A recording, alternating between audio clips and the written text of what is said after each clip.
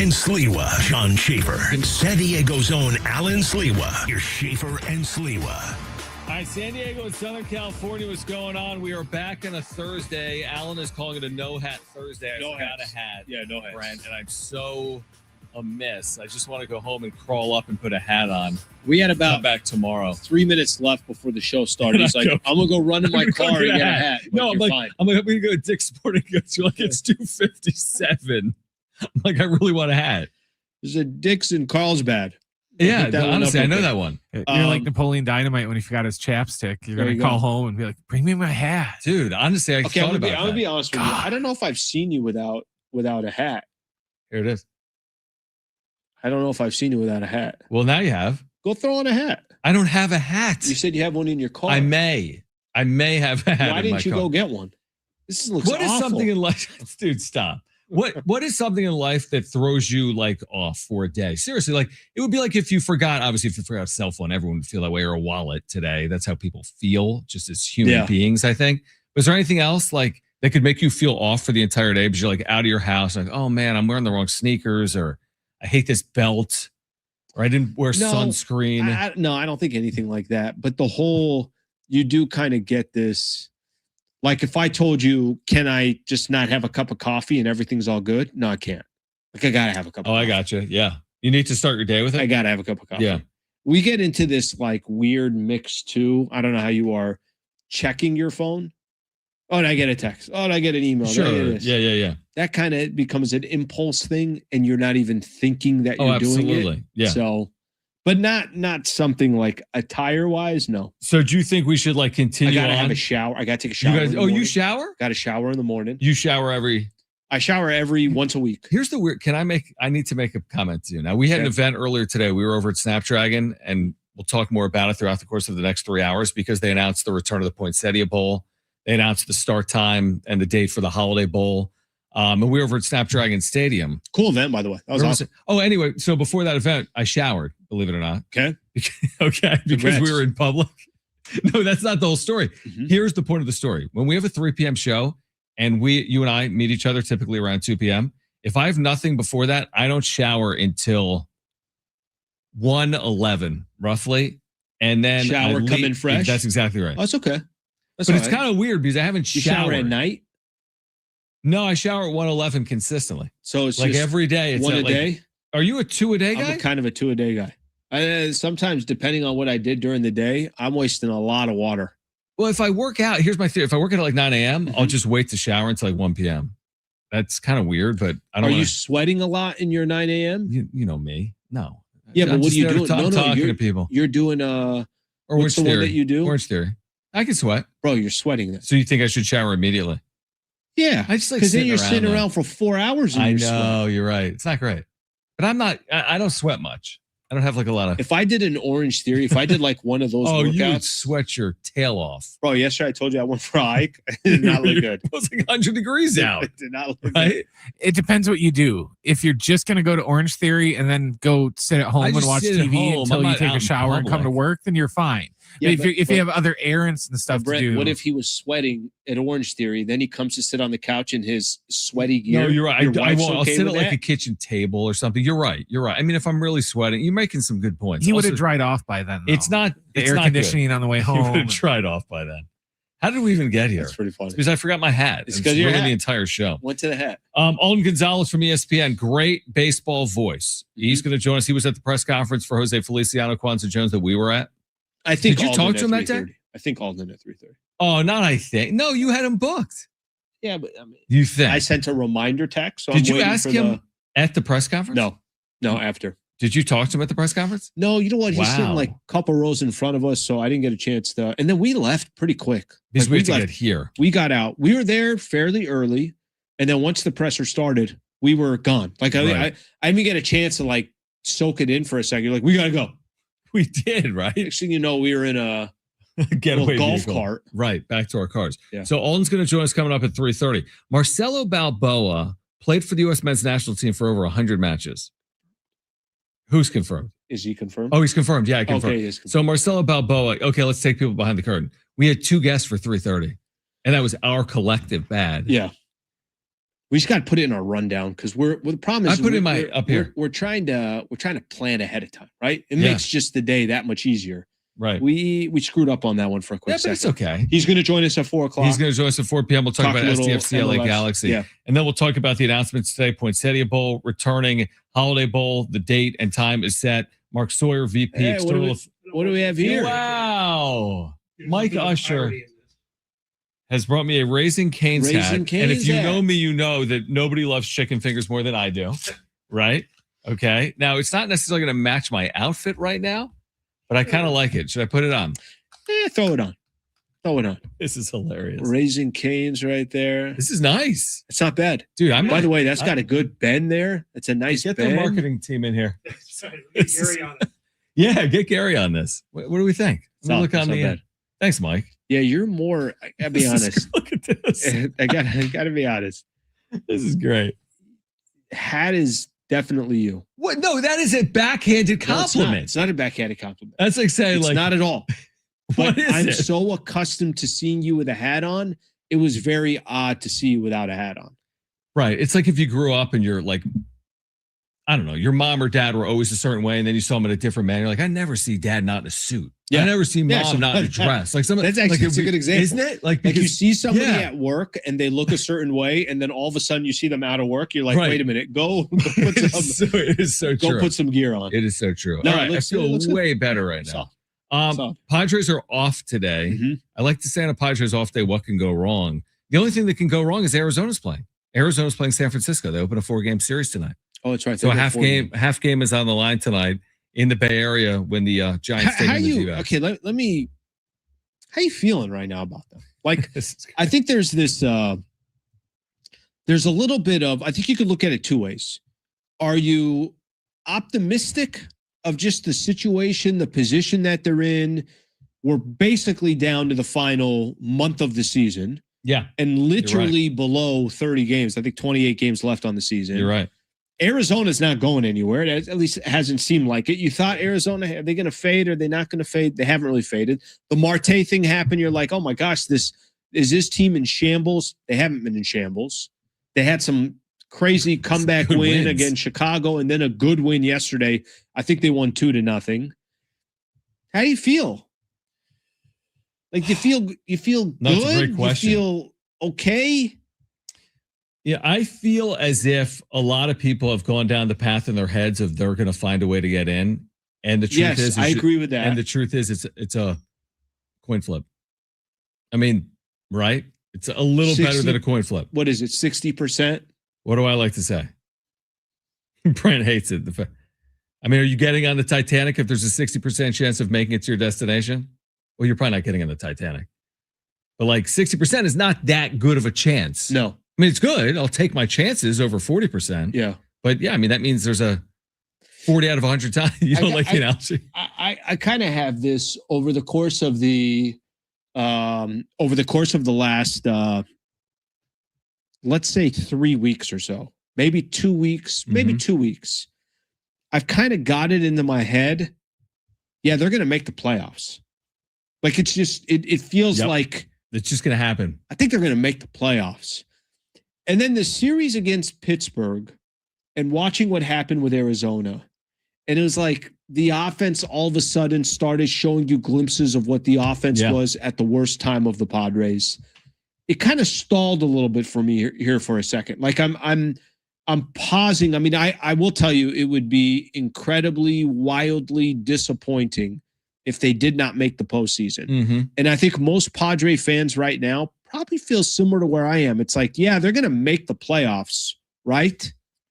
And that's where I am right now. They're going to make the playoffs. And then you're stopping for a second to add a little to it. I mean, just to make sure they are, right?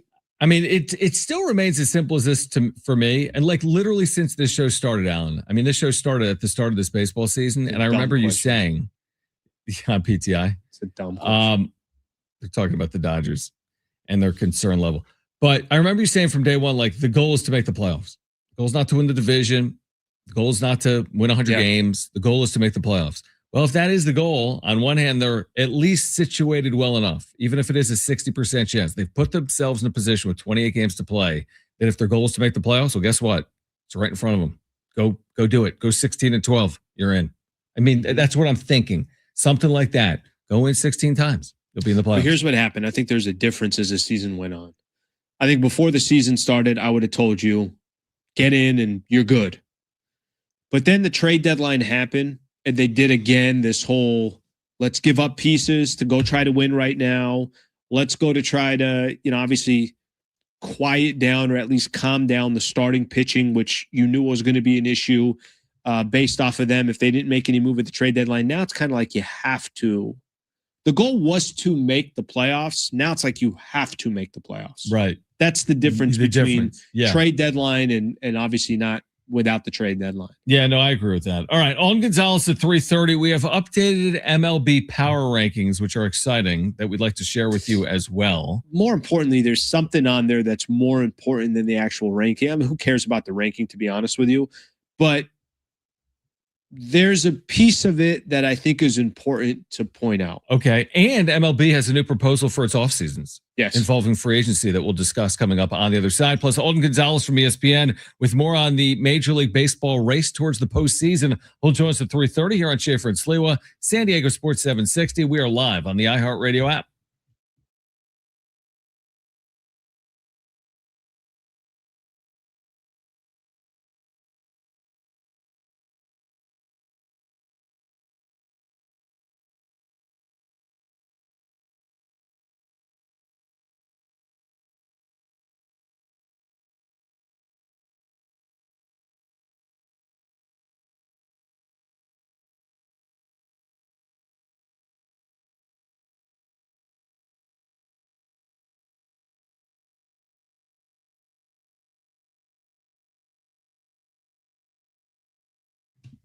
All right, something big is coming on September 2nd. DraftKings Game Day arrives with massive deals, exclusive deals, and an all-day celebration built for sports fans. The countdown has begun. All roads lead to Game Day. The DraftKings Sports app is now live in all 50 states. That means California, from Texas to Florida. Every fan is in on the excitement. One app, every sport, all 50 states.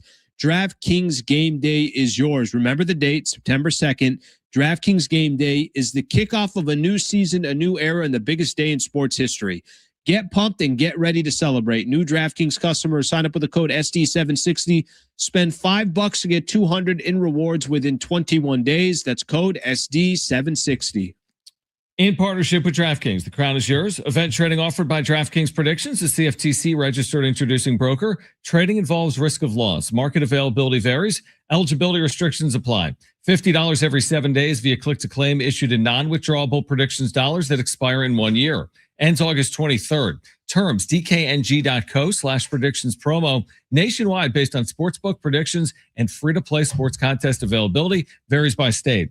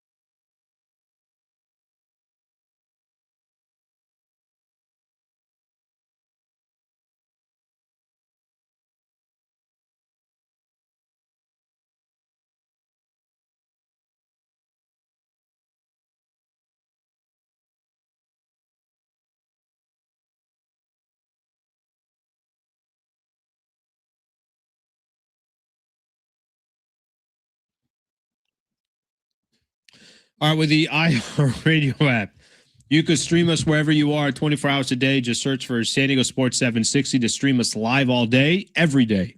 You can leave your comments for us by using that talkback microphone. Tell us what you liked, what you didn't like, what you want us to talk about. Make us a preset so we pop up each time you open up the app. San Diego Sports 760, always live on the iHeartRadio app. ESPN's Alden Gonzalez at 3:30. I'm wearing a Raisin Cane. Is it Raisin? Raisin Cane's hat. Because I didn't have a hat today. Is it raisin or raisin? Like raisin. Raisin or raisin? I think it's raisin. Like raisin, but without a G. Bro, they opened up. Is this the only one that they have? Is the only location the one off Rosecrans? In Midway? I think that's like gorgeous, right? Not it looks only really nice. Gorgeous, there's 388 cars waiting. To go in? Oh my gosh. Do you think I'd do well working there? Do you know why I know that? Because I keep driving by there to see if they started working on the Midway Rising project. You keep doing that every day. Every morning at 6 a.m. There's two of them now. There's two in San Diego? Oh, you know what? There might be There's one on Camino del Rio West and one in Mira Mesa Boulevard. Oh, Mira Mesa. Okay. Yeah, I just tried to give El Cajon one. Could you see me working in a Raisin Canes and just I can see interacting with the clientele? I can see not with the clientele. Like in the back. Yeah. Like assistant. I don't know how to cook is the problem, but I would learn. They would teach me. Okay, so two things. Where did you want to go with the ESPN Power Rankings, which are updated, but you wanted to go somewhere beyond the updated? It's the only thing I care about. What did you care Who cares about the Power Rankings? I mean, if you want to know real quick, do you think they're top 10 right now? Yeah, top 10 I would say they're 10th. Okay. Now, all this honestly doesn't mean that much. No, it doesn't. But the thing that I care about, so I'll tell you where they are. They're sitting at 9th, Arizona 10th, which is probably right. Like, I think that's the right place for both of those teams. And they're just in front of Arizona. Okay, that makes sense. Right. So we'll leave it at that. Of course, Philadelphia, Atlanta, all these other teams well in front of that. Okay. Here's the only thing that I cared about and what drew my attention. Go to MLB on ESPN. Who's the biggest and front and center on the MLB Power Rankings? Yeah, but it's customized for you, dude, because you probably have like Padres as your preset team. No, it wouldn't be. No, it wouldn't be. 100% Do you know what I'm talking about, though? Yeah, but 100% it would be. Okay. Stories might be if there's an MLB story. They'll put like but Padres, they're not going to customize graphic. the actual graphic, right? Okay, like, so Tatis is on the graphic. Well, Tatis was National League Player of the Week. He was absolutely killing it. He was the conversation of baseball for the last 2-3 weeks or whatever the case is. The only thing I cared about, it's like we could have been looking at Tatis 2 months ago. It's like this guy, nobody even talks about him anymore. True. There's no conversation to have about him. There's no reason to talk about him. He's back in that conversation with Major League Baseball, back in the conversation where people are saying like, hey, that's one of the baddest players in the league. I know the series against Pittsburgh wasn't impressive, but that's the only thing I paid attention to is typically in these power rankings, who they're going to have on there. They're going to have Shohei Ohtani. It's going to have Dodgers. Kyle Schwarber. I mean, listen, I'm saying they're going to have top elite players. Tatis has put himself back in the conversation that he hadn't been in a long time. No, it's a great point. Of course, he was playing so well, and then he had a terrible series, truthfully, against Pittsburgh, but hopefully he plays well on the road. The other MLB story we can get into with Alden Gonzalez, I think it's a fascinating one. I think when I texted Alan, I called it the NBA/NFL-ification. Like trying to make Major League Baseball more like the NBA or the NFL by changing free agency. Free agency. Dumb it down. Explain it to us. Yeah, here's the deal. The proposal is that under a new offseason calendar, you would have a 14 to 21 day free agency period that began the Monday of the winter meetings and closed December 21st. Therefore, no longer would you have a Manny Machado when he was a 27-year-old playing out the string, so to speak, and signing with a club like San Diego in the middle of February or other late free agent signings. By and large, most free agents, not all, there'd be another window that opens later, but like 6 weeks later. Before spring training. Right. But by and large, what they're trying to create potentially is a window in time where all of the free agents of substance sign in Major League Baseball, which I like because that's a big knock on baseball. It is a big knock. And, you lose the NBA, however you want to look at it, maybe you love the NBA, maybe you hate it. I have no idea. But for some reason, they've done such a great job of this just frenzy during the NBA trade deadline, during the NBA free agency. Yeah. There's pockets for the NBA. And I could tell you this as somebody that's doing content on a daily basis around the NBA. Brother, I could have like a a great game between the Lakers and the San Antonio Spurs and do a post-game show. And that doesn't mean my numbers are going to be better than me, rumored player Jonathan Kuminga, Colin Sexton. Yeah. Or like a player that's not even that big of a deal. My point is that I do think baseball has missed out on an audience that likes that frenzy, not sure, what if, rumors this guy might go here, rumors that guy might go there, this trade might go down. Smart for them to adjust. And frankly, you've been talking about this, at least since you and I have been doing a show, that you always felt like they were missing that window. Yeah, I think they've completely missed the mark because the one thing that baseball has in its hot stove is the winter meetings. And people do consume the content. And certainly Padres fans do because they've been highly active under the Seidler realm. We'll see about Feliciano and Kwanzaa Jones. And you got your GM and AJ Preller. But some years there's movement. I mean, Xander Bogaerts happened in San Diego a few years ago. That's a whole other conversation in terms of how he's played, but it was big movement. There was Aaron Judge and Trey Turner talk. Then there's other years, dude, nothing happens. There's a 5-day window of winter meetings, and there's a middle reliever that signs as a free agent, and you have to wait until the middle of February. And I feel like the fans are clamoring for it, especially in the winter nationwide. Like Yankees fans, they want it. I think Padres fans want it. And why are we waiting? Let's get that thing done. In the NBA, we're not waiting until September. And we know the dates. Yeah. There's no guessing here. It's like everything is already established. Right. I feel like the owners are throwing out all these ideas that they know the fans will like, but the Players Association is going to hate to kind of paint them out as being the bad guys. Because the Players Association already came out today and said that, quote, the artificial free agent window would reduce player leverage and create a game of musical chairs pitting player versus player. So they're totally against this. They don't want anything to do with it. Here's the problem, and I think the Player Association's got a real problem. I really do. I don't think there are people that are sympathizing with the players. I think fans today are looking at the game, and I don't think they're looking at it from a player perspective and agreeing with it. I think baseball is broken, and I've told you that. I really do believe this, hey, I want to put together as competitive a sport as I can. I think that's broken. And from a fan perspective, it's broken. You start asking the question is, well, how do you fix it? And if the players are the issue of what could be a more balanced type of league, then fans are going to look. I'll go back to something. This was a couple months ago. Jeff Passan was, doing some pod or his own show, whatever he was doing. And for the first time, he said something I never heard come out of his mouth.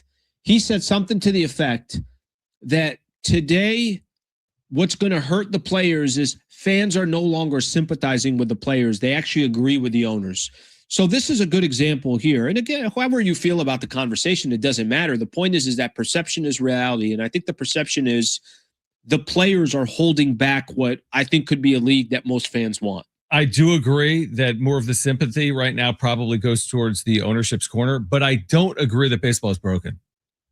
And I do not agree with that. I mean, San Diego is the perfect example to prove that's not the case. If it's so broken, why would they show up in such record numbers? Yeah, but why would they consume it that's not significantly? That tells you what the potential of what it could be if things were a little bit more equal. I would say that there's a lot more upside if things were more equal. More upside, but broken, I think it's a bridge too far. Maybe a little extreme. Maybe somewhat broken.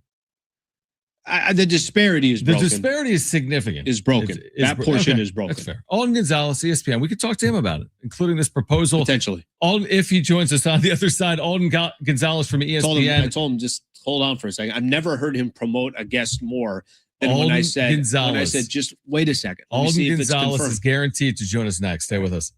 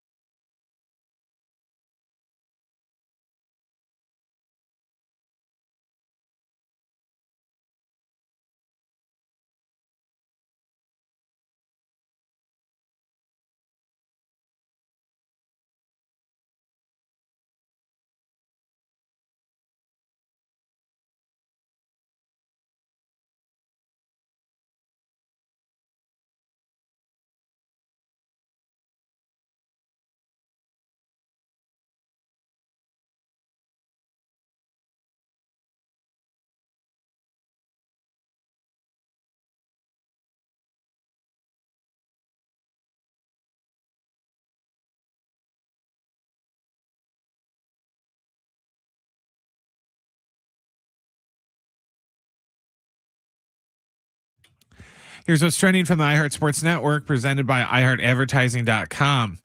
Padres have an off day today. They'll start a weekend set tomorrow night in Tampa.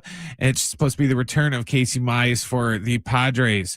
Other baseball notes: Major League Baseball has proposed a 3-week free agency signing window in December as part of a plan to generate offseason frenzy similar to those you see in the NFL and NBA. Baseball wants free agency to officially begin on the Monday of winter meetings. The Players Association has traditionally been against the signing windows, believing that it hurts leverage for players. And one college note: the ACC is following suit with the other power conferences and saying no to the pros.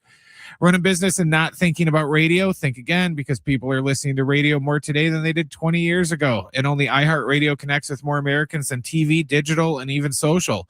Learn how radio can help your business. Call 844-844-iHeart. All right, let's get Alden Gonzalez, great baseball writer for ESPN, with us on Schaefer and Sliwa, San Diego Sports 760. Alden, we appreciate you taking time for us. We know you're at the press conference. We can start here. The Monday press conference for the new ownership of the Padres with Jose E. Feliciano and Kwanzaa Jones. What did you make of everything that you saw and heard on Monday? And what do you see as some of the initial challenges that they're going to face here taking over the San Diego Padres? I mean, look, I thought that was about as enthusiastic and optimistic a press conference as I've covered. I spoke to a few people who have been in the San Diego market for a long time, and they were like, that's as good a press conference as there's been around here. So, I mean, if you're a fan, you got to feel great about it. But as I've said before, at the end of the day, like, you could say whatever you want to say. Like, the proof is going to be in the pudding. How are you actually going to go about owning this team? I thought it was good to hear from Jose Feliciano about, and also from Kwanzaa Jones, about how they feel like this is sort of a family investment and it's not a private equity firm that's buying the Padres. It's not Clear Lake Capital. It is very much Jose Feliciano and Kwanzaa Jones. But we'll see how they actually go about this. There are a lot of questions moving forward, but I think most of the questions are out of their control. And the two big ones are, what is baseball's economic situation going to look like in 2027 and beyond? We don't know that answer. Are they going to be navigating a salary cap? Are there going to be tighter restrictions on big market teams? And then the other one is the industry going to share local media? The Padres don't have a local media deal. That's been a major hindrance for them. So it's hard to sort of assess how they're going to go about their ownership tenure without knowing what the tools are going to be at their disposal.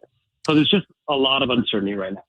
Alden, I know we don't have an answer to this question, but do you think there's any insight at all when these, I think at the time there was 4 different potential ownership groups that were bidding on the Padres to bid and win a bid for a $3.9 billion valuation? Is there any way to kind of have any idea? It's such an interesting time to buy a Major League Baseball team with these major questions still in the air that really truly can kind of change your entire business structure based on how the next, let's call it 6 months to a year goes. Hopefully a lot shorter time than that. Does it ring any bell in your head of like, all right, well, they made this type of investment without those questions being answered? Is that a conversation behind the scenes when people are talking about this ownership group taking over the Padres?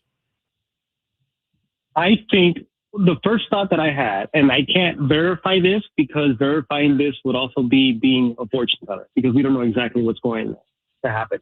But when I see the Padres sell for $3.9 billion, yeah, you could say, it's a one-team market. It's San Diego. They have high attendance. Clearly, there's a lot of interest in the area for them. But when I see $3.9 billion, I think a big reason for that is because they are fairly confident that the local media situation is going to get cleared up. Is it going to get cleared up in 2027? I'm not sure, but at the very least, after 2028, which is when MLB wants to centralize all the rights and sell them and thinks they're going to make a lot of revenue because of it. And I spoke to Eric Grupner about this after the press conference on Monday, and one point he made, which I agree with, is that there's no team that would benefit more from the centralization of local media than the Padres. Because remember, they're not considered a small market team in the CBA. They don't get revenue sharing. And then they also don't get local media money. So all of a sudden, if that picture gets cleared up, it changes the financial picture of this franchise. And, we saw how it changed the financial picture for this franchise in a negative way when they lost their local media deal. And I think, and this is just sort of a gut reaction, but I feel like that valuation has been influenced pretty heavily by the expectation that is going to get cleared up in the near future. It's interesting you say that. Alden Gonzalez from ESPN is with us. So to go further down that path, are you saying what could be clarified is San Diego having more local TV revenue because they create it themselves, or because there is more of a pathway to the pooling of all local TV revenue across the 30 teams, which would be beneficial to San Diego? I think it's the latter. Okay. I think it's very simply the 30 teams, okay, at least for the next 2 years, 2027 and 2028, essentially putting all their local media money in a pot. That includes the Dodgers. And by the way, Rob Manfred said this at the owners meeting. Mark Walter is on board with doing that himself. All teams putting it in a pot, distributing it among the 30 teams. And then after 2028, all those rights get sold. And that's when MLB feels like it's going to make a lot of revenue, and that's going to kick it up even more. Although I'm trying to get a perception as best as I can. I think you're the right person to ask about this. We might look at the Padres through one lens, and frankly, it's tough sometimes to be objective when you're in San Diego. But when people look at the Padres, do they look at the Padres as, hey, look at this team, of course, under Peter Seidler, and Peter Seidler kind of starting all of this. Look at this franchise who is doing everything they can to win. Payroll obviously increased for years, and yes, it's kind of paused here for a second. They also got a lot of guys under very expensive AAVs for a number of years to come. They use their farm system to really just improve their current team, and I don't have to tell you, AJ Preller is not shy of trading away young assets. Do people look at that across baseball and say, hey, this is how I want my baseball team to be ran? Or do people look at that across baseball and say, what are they doing in San Diego? Like, I feel like I hear it both ways, and I'm not sure if I have a full understanding if people appreciate what the Padres are doing or if they think what they're doing is careless. I can tell you this. From the perspective of fans and players, it's a lot more appreciation of what the Padres are doing. I think a lot of, at least from my perspective, when I hear what are the Padres doing, how could they sell all these future assets, they keep parting with prospects, that comes a lot from rival executives who would not operate that way. And it's sort of like the gift and the curse of AJ Preller. Like, he is not afraid to make moves like these, and then it'll help sort of. Oh, we might have lost you, Alden. Are we going to check out Alden's phone? All right, we'll check on that. I'm so curious about that perception, because sometimes it honestly irritates me. It's like, wait a minute, are they excited what they're doing, or are they saying to themselves, it's interesting they took that angle. It's like executives say you can't do that. Fans are like, why aren't you doing that? Yeah, that doesn't surprise me, right? Because everyone wants their team to be the one that wheels and deals. Mm-hmm. Like you said, with your creating NBA content, you get as much reaction. We do the same with the Padres. I get as much reaction when they're going to sign Xander Bogaerts on a random December day as we do when the Padres are 2 games up with 4 to play in the regular season. Sure. So it's like people love that hype. And I don't know what the right way to do business is. Because again, Preller can't sit there and it's like, well, we are actually having success. We've had success. We're in the postseason every single year. All right, we have Alden back with us. We lost you in the midst of your answer, and I'm not exactly sure where you were in that. Alden, what you were saying is basically that rival executives were looking at the Padres in one way. You said the fans are in support of it, but you were just starting to explain the rival executives portion. Well, sorry about that, guys. That's yeah, okay. I think rival executives are a little skittish about how they do things and selling off prospects and stuff like that. But I think fans, and especially players, appreciate what they're doing, investing in the product. When, like, think about like the time we're in baseball when MLB is pushing a salary cap because it says that other owners can't compete with big market teams like the Yankees and the Dodgers and the Mets. The Padres, in the players' minds, have offered a blueprint for why a salary cap is not needed, and particularly Peter Seidler. And the fact that he invested in the product, he was not afraid to absorb losses financially on a year-to-year basis because he felt like if he put a good product on the field that fans can get excited about, then fans would show up to the ballpark and your revenues would go up. And then eventually, worst case scenario, you can sell the team and make a much greater return on your investment. Like I asked Manny Machado about this the other day, and he's like, I wish I could get into a business like that. And that's the perspective from the players is you invest in the product and then you reap the rewards from it. And in their minds, this is not just a San Diego thing. In players' minds, and I think a lot of fans, this is something that other owners can do. Maybe not to that level, but they see it as something of a blueprint for other franchises to follow because it has clearly worked so well in San Diego. They haven't won a championship yet, but I mean, you guys know that market better than me. Look at the turnout on a day-to-day basis and look at, I mean, the team sold for almost 5 times more than it was purchased for 14 years earlier. Alden, I'm a quick follow-up on that. Isn't there part of also like a disadvantage there of when the players are saying, yeah, why don't you just do it like the Padres? I almost feel like, you know, God bless Peter Seidler for wanting to compete. If the Padres were in a different division, I don't know if he would do it to this extreme. The problem is he's trying to go toe-to-toe with a market. You just can't. Like, you can't just do it the way the Dodgers are obviously doing it. And hopefully this is a personal, you know, my personal hope is that there's just more balance in baseball so there doesn't have to be such crazy discrepancies. But I almost look at that and it's like, I don't know if the Padres would do this if they weren't dealing with a team that's 2 hours north that has unlimited finances. I don't know if they would do it this way, but I think for Peter Seidler, he probably thought this is one of my paths and might be one of my only paths to compete. So there's a part of me that like hesitates that the Padres are a perfect example for everybody else. No, and look, I'm not saying I even agree with it. I think there are flaws in that argument. I'm just telling you that's what I hear from players the most. But yeah, I think you're right. I think there's something to be said for the fact that, like, I mean, Peter Seidler once called them, what was it, the dragon up the freeway? I think absolutely that they had an influence in them. And I don't know that other teams would sort of copy that model. But if not for the Dodgers being what they are, I don't know that the Padres would have elevated themselves to this place in their franchise.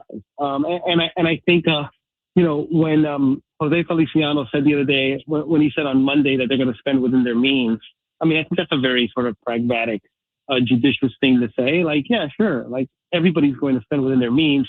But I think it made a lot of Padres fans skittish because what made Peter Seidler so great and so beloved was that he didn't spend within his means in a good or a bad way.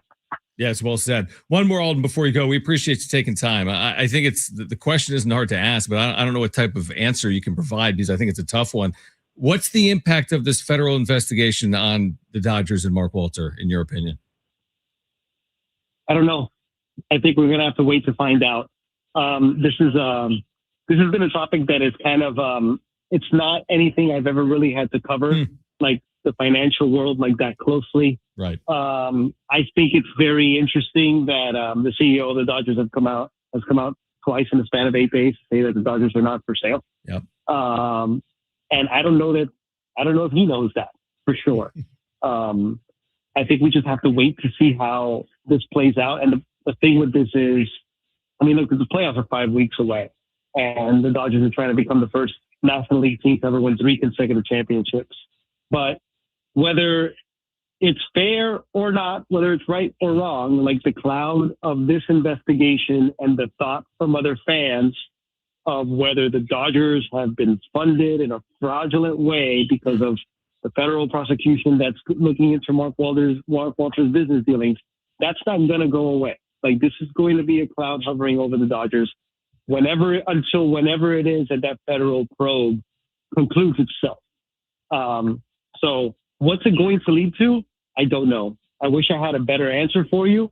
I don't think anybody knows right now. Alden, great reporting. We appreciate your insight here in San Diego, and we look forward to doing it again at some point down the road. Thank you, guys. Take care. All right, great stuff from Alden Gonzalez. We're going to react to that. Yeah, I mean, I already know the answer. I mean, I've done a deep dive. I went on the internet. You went on the internet. Went on the internet. You went on ChatGPT. There's a lot. I was so close to jump in there. There's a lot to react to for the conversation. We will on the other side. Plus, Marcelo Balboa, longtime U.S. men's national team player, as SDFC gets ready for the LA Galaxy. He'll join us at 4 p.m. on Schaefer and Sliwa.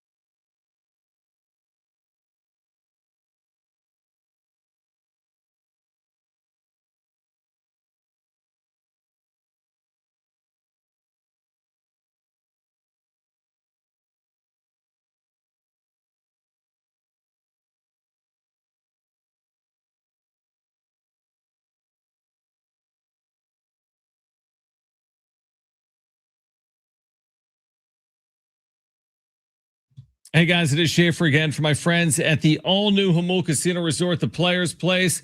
Great weekend to get out to Starlight Pool, isn't it? With this warm weather, next level chill you can experience there. Soak up the sun, soak in the views at San Diego's ultimate rooftop pool. With day passes starting at just $40, so grab your friends, relax, make it a pool day to remember. Plus, you can keep those weekend vibes going with Sunday pool parties at Starlight Pool. They've got live DJs and cocktails, cabanas, and all-day rooftop energy. This at the Hotel and Spa at Jamul, where you can experience elevated luxury. It's a refined hotel stay featuring rooftop relaxation, indulgent spa treatments, and all the excitement of Jamul Casino Resort seamlessly brought together in one unforgettable destination. And now you can take your stay to the next level with exclusive hotel packages crafted for the ultimate escape. While you're there, check out all the food and dining options like Jamul 23, where you can enjoy an all-you-can-eat lobster every day, plus dozens of other delicious stations at the all-new Jamul Casino Resort, the Players Place.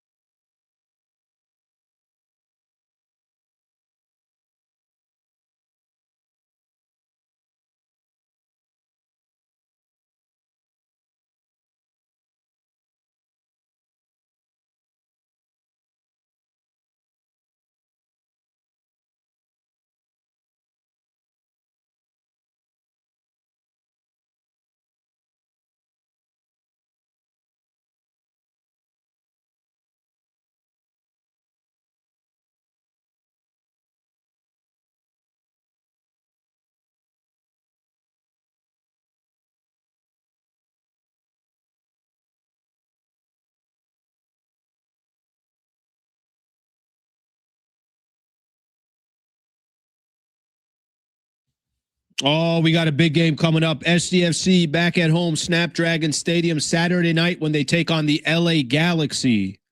Our coverage with Adrian and Darren begins at 7 p.m.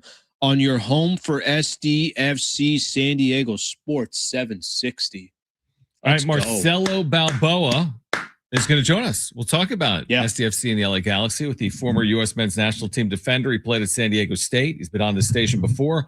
He'll join us at 4 p.m. I thought Alden Gonzalez was really good conversation. Very insightful, even to the point of the Dodger investigation where it's like, listen, I don't know, but it is a cloud. It's like that Charlie Brown. Who's the character in Charlie Brown, Brent? Like his buddy, Linus, who has the cloud hanging over him, or it's always raining? If you don't know, just let him sit here and figure it out. I know who it is. Is it Snoopy? No, you're thinking of Pigpen. Pigpen. Because he had the dust cloud all over him because he's dirty. Oh, it wasn't even a rain cloud. But it felt like even worse. It was like it felt like he was always down. They don't have a cloud over them. They got dust over them because it's dirty. Or do you remember who's the bear with the honey? Winnie the Pooh? Winnie the Pooh? Yeah. His buddy that was my guy. He's got that one buddy that's like always down, like, wah. Oh, yeah. Eeyore, the guy that voiced Eeyore, passed away today. Peter Cullen. Come on. He passed away today. And I just mentioned Eeyore. He was also Optimus Prime in the Transformers movies and the cartoons. He's a very big voice actor. R.I.P. That voice was like legendary. Dude, I've been on this station for roughly 10 years. Never have I mentioned Eeyore. Is that correct, Brent? I don't think I've gone to Eeyore before. Maybe once. Yes. Maybe one other Eeyore reference. I've listened to every show you've done over 10 years. Did you listen back? Put it into ChatGPT. But would you give the Dodgers cloud, like, is that fair? Is it like a Pigpen Eeyore type situation? I it's a great way to. I've told you this. Listen, I'm a bona fide hater. That's what I am. Okay. I want the San Diego Padres to win, and that's our rival. Whoever their rival is, I get it. But for San Diego, that's our rival. Sure. I've told you this over the last couple of weeks. I've said, I'm like, John, even if you tell me people are looking at that organization differently because something's going on, like, there's something to that. I mean, you have said that. That brand has felt like over the last 12 years, just untouchable. And by the way, every brand, I don't care what it is, and I don't care how great it looks, at some point, it's going to have some cracks in it. Sure. And this is really the first time that you feel like that's the case when you talk about the Dodgers. So for him to say, hey, they could be on this run, they could potentially be competing for a third World Series in a row, but there's a cloud over them. That fan base, Jeff Passan is getting demolished on social media. Dude. Why is he getting demolished? He's defending the because Dodgers. his defense of the Dodgers and basically treating them like, well, why doesn't every team just do it this way? Like I don't know. Maybe because they don't have a $500 million annual TV deal. And not just that, and maybe they're doing some of it. The allegation is it's being done under the table. You're taking, you're robbing Peter to pay Paul. There is a true, legitimate conversation coming up. When does officially the lockout, when would that begin? Is it December 1st or is it before? I don't know, when the MLB year change is over. That's fine. Whenever it is. Than later. You know why that's happening? Because of them. Like if you literally took them, and I've said this before, and I'll try to say it again. I'll give them some credit. I'll give them credit of some of the things that they've accomplished. But if you're going to tell me that there can be something that's associated to them, he said that they're the CEO of whatever company it is that, runs obviously the Guggenheim Group, whatever, has had to come out twice and say the Dodgers are not for sale in the last 8 days. The last 8 days. Brother, the look of that organization doesn't look the same the moment Mark Walter said, or the moment Mark Walter was being investigated. I'm glad you did say, you prefaced it by saying, and I'm glad you did, by bringing your fandom into it and by being like, listen, I'm a hater.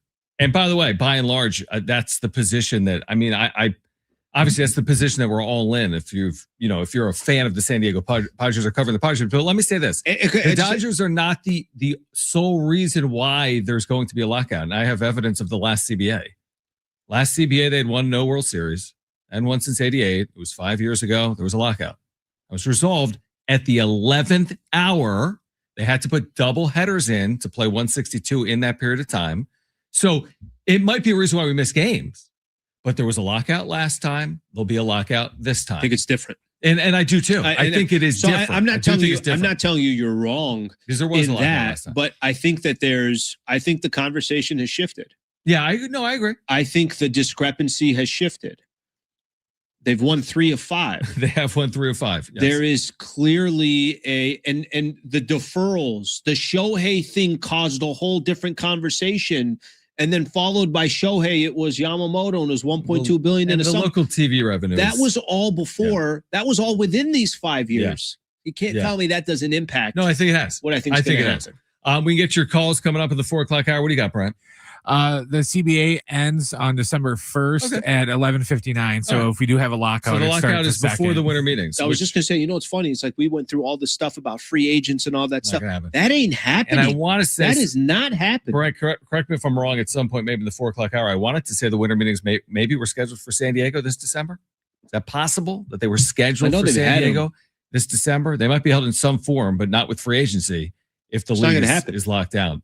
I think they were scheduled. That part's almost guaranteed because you're not getting that stuff figured out by then. Absolutely guaranteed. All right, Marcelo Balboa, former U.S. men's national team defender, Apple TV. SDFC's got a big one this weekend against the LA Galaxy, and he'll join us live on the other side here on Schaefer and Sliwa, San Diego Sports 760, live on the iHeartRadio app.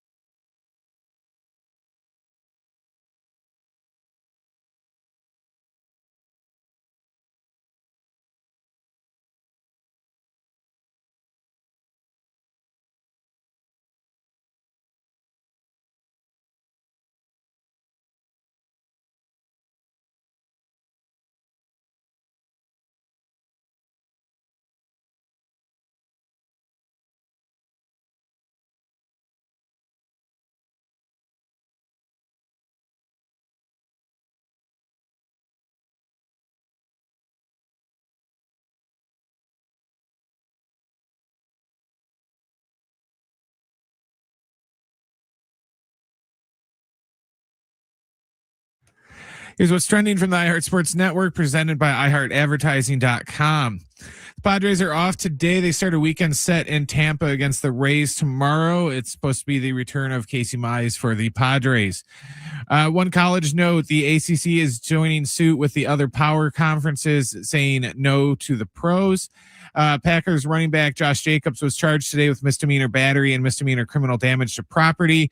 The formal charges came more than 3 months after he was arrested following an alleged domestic violence incident at his home near Green Bay. And Major League Baseball has proposed a 3-week free agency signing window in December as part of a plan to generate offseason frenzy similar to those you see in NFL and NBA. Baseball wants free agency to officially begin on the Monday winter meetings, but the Players Association has traditionally been against signing windows for free agency, believing it hurts leverage for players. Run a business and not thinking about radio? Think again, because people are listening to radio more today than they did 20 years ago. And only iHeartRadio connects with more Americans than TV, digital, and even social. Learn how radio can help your business. Call 844-844-iHeart.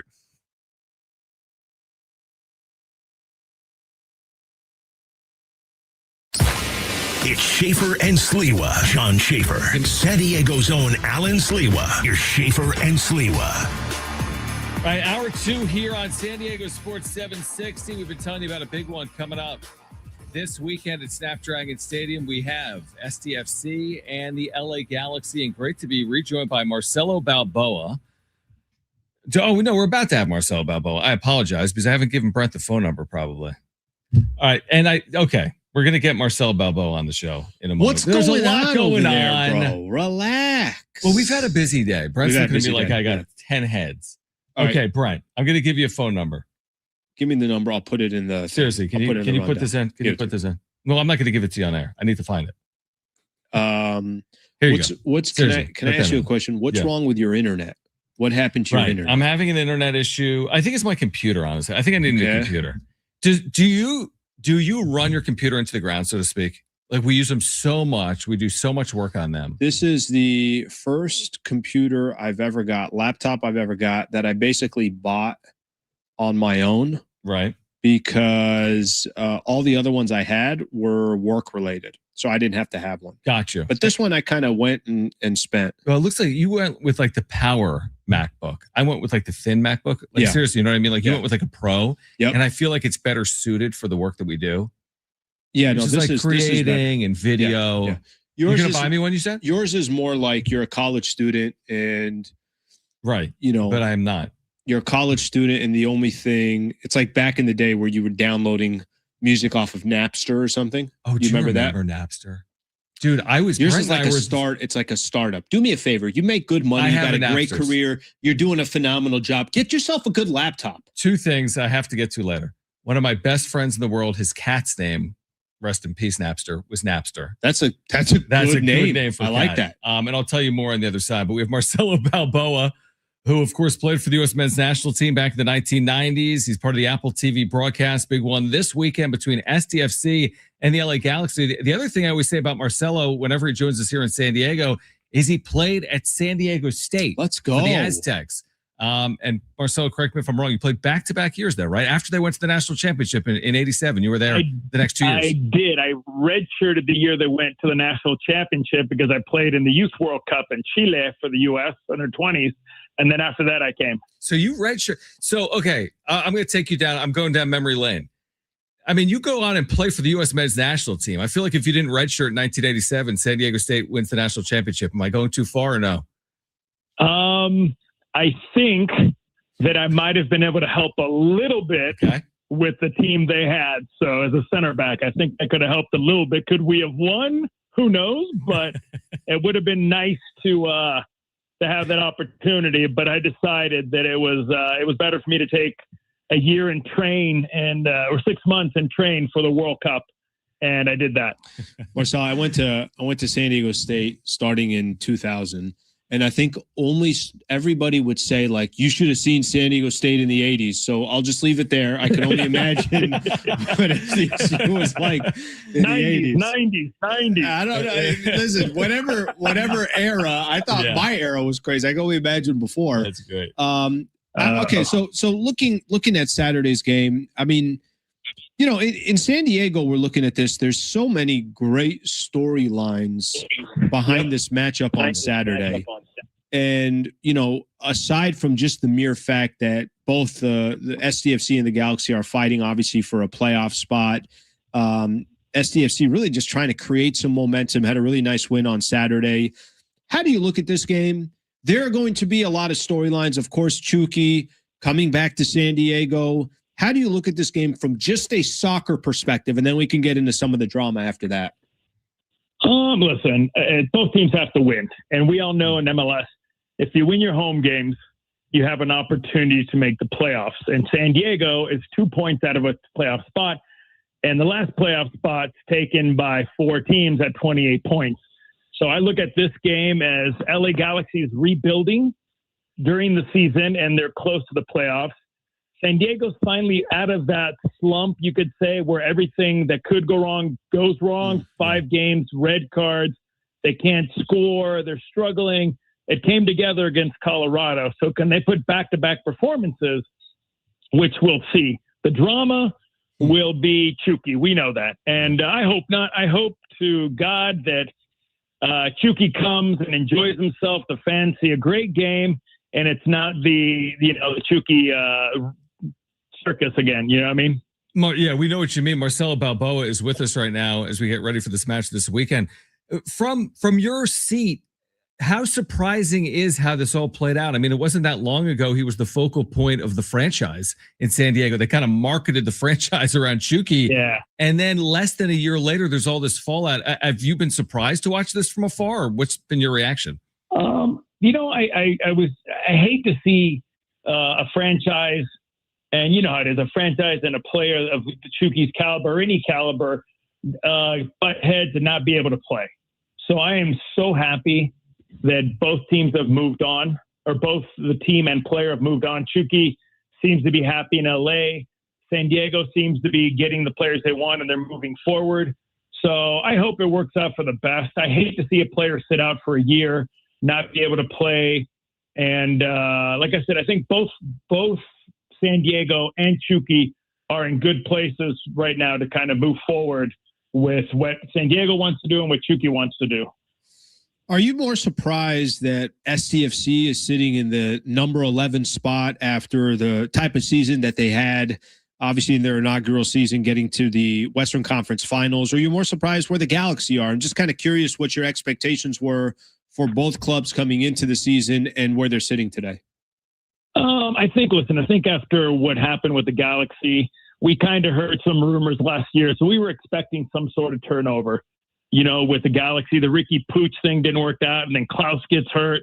But I'll say this. I'm more surprised with the Galaxy because they're known to be one of the top spenders. So it's taken them a little time to get it right. San Diego, you know what? And just like LA, they both have targets on their back. When you have such a great inaugural season, everybody's coming after you. You've got a huge target on your back.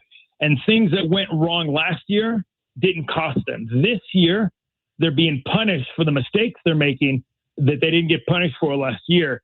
But what I love to see is how resilient both teams are. You know, they're right there near the playoff spot. Their franchises and their general managers are pushing to bring in players to make it better for their fans. The fans show up and support their teams. So listen, you're never going to have a 2-3 good seasons back to back like that. Ask Miami. They're the same way. But you know what I mean? The important thing is make the playoffs, and you got a shot. If you don't make the playoffs, then you got to look to rebuild. Marcelo Balboa with us right now. We're talking about this weekend, SDFC and LA Galaxy, but just Major League Soccer as a whole. When you look at this year, like the disjointed year, so to speak, because of the World Cup, and then, of course, we know it's still coming. We've got like a sprint season in 2027. Yeah. Then they're changing the calendar later in 2027. Yeah. Like, what do you make of the current state of Major League Soccer? Because it feels like we're in the midst of like 3 straight, almost unique seasons. This one, the sprint season, and then the next one. I think we lost a big opportunity. We could have done it this year. You know, I mean, where our season would have started last week. I think we missed a big opportunity of not switching the calendar to this year, which would have set up perfect. You know what I mean? And right now, like I said, we'd be starting the season. We'd be going into next year.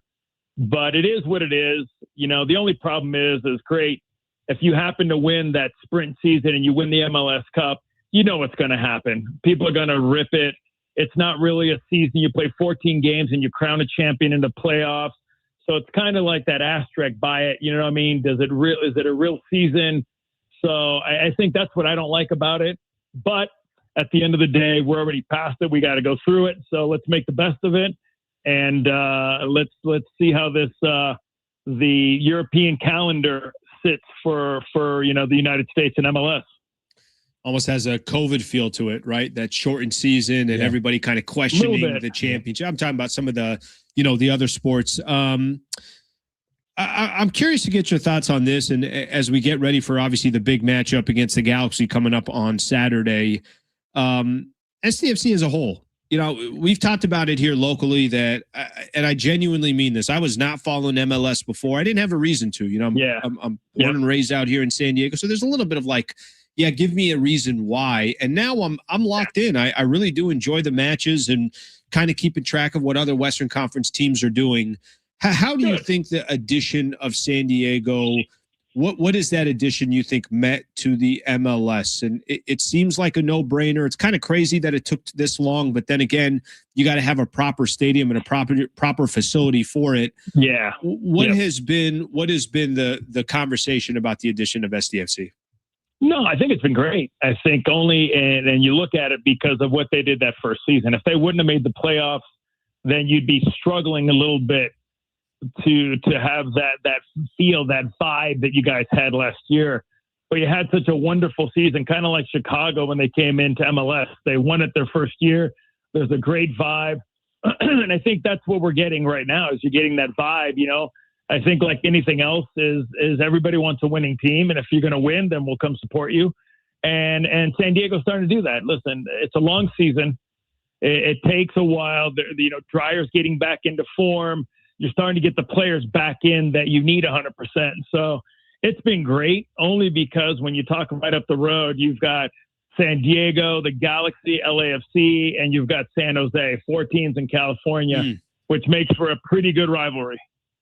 No doubt about it. Marcelo, we are looking forward to this weekend here. SDFC, LA Galaxy stretch run underway in Major League Soccer. We appreciate you taking time for us here in San Diego and hope all is well. We'll do it again soon, all right? Thank you, man. Thanks, boys. We'll see you this weekend. All right, great stuff there from Marcelo Balboa. Imagine going to San Diego State, Allen. Can you imagine that? I'm serious. The SDSU stories they would say, it was what were they saying? It's like people would we brought crocodiles to the dorms. And what do you say? It was like the Wild West? Bro, there were no rules. And there's certain housing near actually right across the street. So the area where SCSU football practice, that's where the track is, the parking lot. Sports Tech? Look south, just across the street there. Yeah, I know. Those houses right there. Yeah. There's a lot the stories are like, I don't even, I'm like, this can't be real. This is what they allowed, what they didn't allow. Remember, it was just completely different back then. Like colleges in general. It's like anything my Napster story. Anything went. I'm going to share it with you actually on the other side. I'm good. Not that anyone cares. Don't leave your car. Don't leave your car.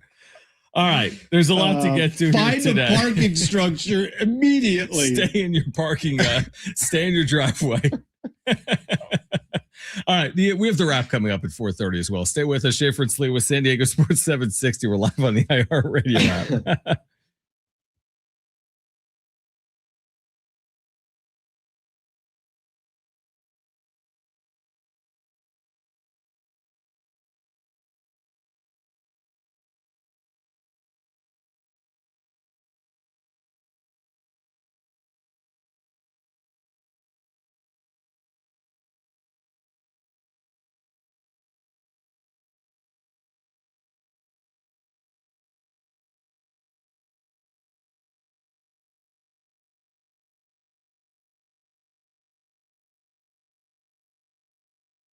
Something big is coming on September 2nd. DraftKings Game Day arrives with massive deals, exclusive deals, and an all-day celebration built for sports fans. The countdown has begun. All roads lead to Game Day. The DraftKings Sports app is now live in all 50 states. That means California, from Texas to Florida. Every fan is in on the excitement. One app, every sport, all 50 states.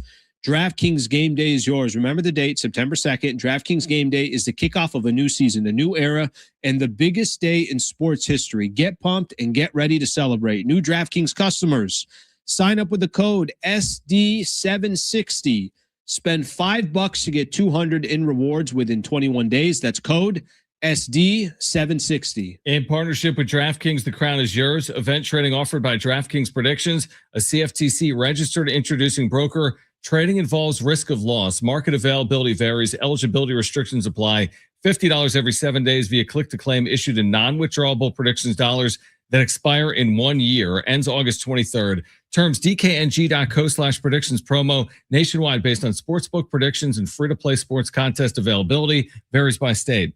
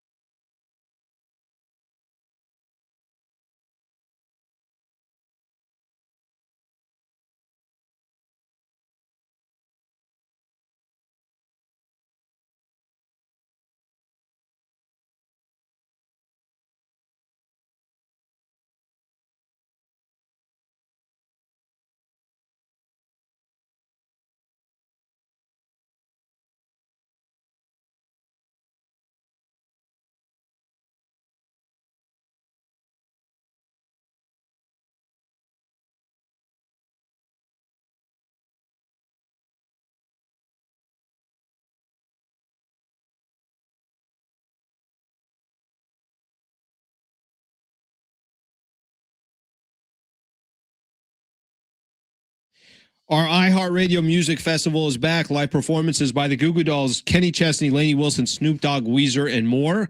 September 18th and 19th at T-Mobile Arena in Las Vegas. 2 nights, 1 stage. While the world is listening on iHeartRadio, you could be there. 3 chances every weekday for you to win your trip for 2, plus $1,000 in spending money. Next chance to text and win happens around 5 p.m. on San Diego Sports 760. All right, Mark Sawyer, Sports San Diego, on the announcement today of the return of the Poinsettia Bowl. Yeah. And the date and the time for the Holiday Bowl and more. So Sports San Diego, he'll join us at 5:30. The wrap at 4:30. Napster. Okay, I don't need to, it's not like we have to e-break the show, but I'm going to. Huge. So if you're out listening right now, stop what you're doing. Call your family. Stop on the Call freeway. Everyone you know and put them on speaker. John has an unbelievable story coming up right now. It was so monumental in our era that, again, one of my good friends who lives in San Diego named his cat Napster. That's pretty funny. Rest his soul, Napster.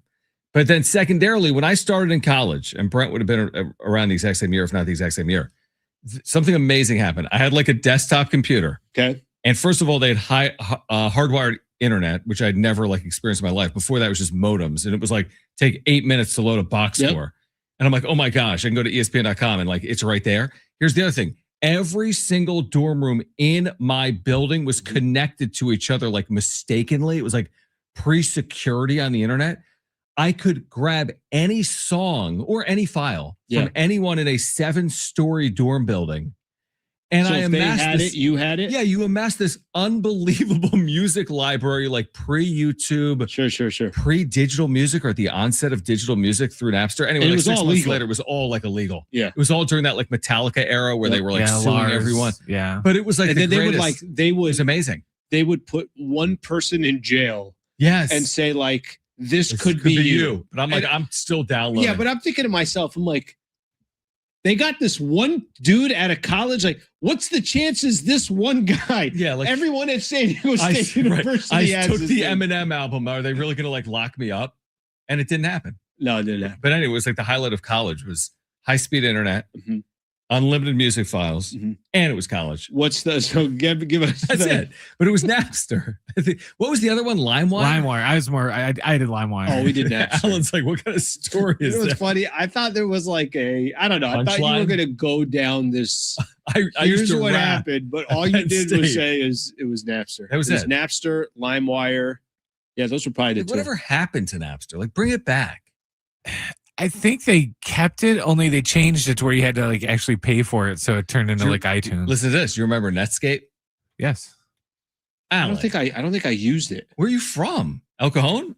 El Cajon. You are from El originally Cajon. from El Cajon. You didn't use Netscape? Did you have Prodigy or AOL? Yeah, AOL. Prodigy might have been. Remember, they'd send you the CDs in the mail. Like, Yeah. you're like, go get AOL. I mean, it was like a different world, dude. Did you have a modem? Did As a have kid? modem? Yeah. It's like No, didn't we? 24.4 or whatever. Like, remember those things? I'm trying to think here, man. You're putting me trying to think. I'm not putting back. you on the spot. No. I'm just saying. Like, I'm trying to think back so long ago. I'm like, I don't even know what the hell we had. It was a while ago. I just remember one day, me and my best friend, we like went to a bookstore and he came home with the internet because there was like a CD in the back of the book, and then we had modems, and the rest of time is That was a never been the life same. right there, huh? That was the man. It was good times. Dude. People actually went outside and then went into the internet. It was a very good time. Okay, we're gonna get to the wrap coming up at 4:30. Was there something we were supposed to touch on there? No, I think we're just hitting on the conversation for Marcelo. I think you had just Marcelo, mentioned that's right, the one thing that he said that MLS did screw up on. Yeah, kind of Bro, they agree. missed that opportunity. Yeah, I kind of agree. This is such a funky schedule over these last 6. How long is it? When did MLS start this year? March or February? To go a couple of months and then stop because of the World Cup. You and I were talking about this during the World Cup. I'm like, is MLS going to promote their own league in any of these games? They weren't doing it. Not They until started the doing end. it like till at the very end. absolute end. And all they were promoting was like, here are the games coming up this weekend. I'm Right. like, that's it. You don't want to promote your league. Your league can use some promotion here locally. But what Marcelo said about them kind of missing out that opportunity, he's so right. Because did he say it's a 14-game schedule or season? Next year. I know. What? And they're going to crown a champion out of that. Yeah, I don't know about all know. that. Yeah, I know. All right, let's quickly sneak in a call from Dave, who's been trying to weigh in. 877-767-4760 if you'd like to do the same. Dave, back with us here on Schaefer and Sliwa. Thanks for calling in. Hey, thanks for sneaking me in, guys. Yeah. Hey, a couple of quick things here just over the last hour.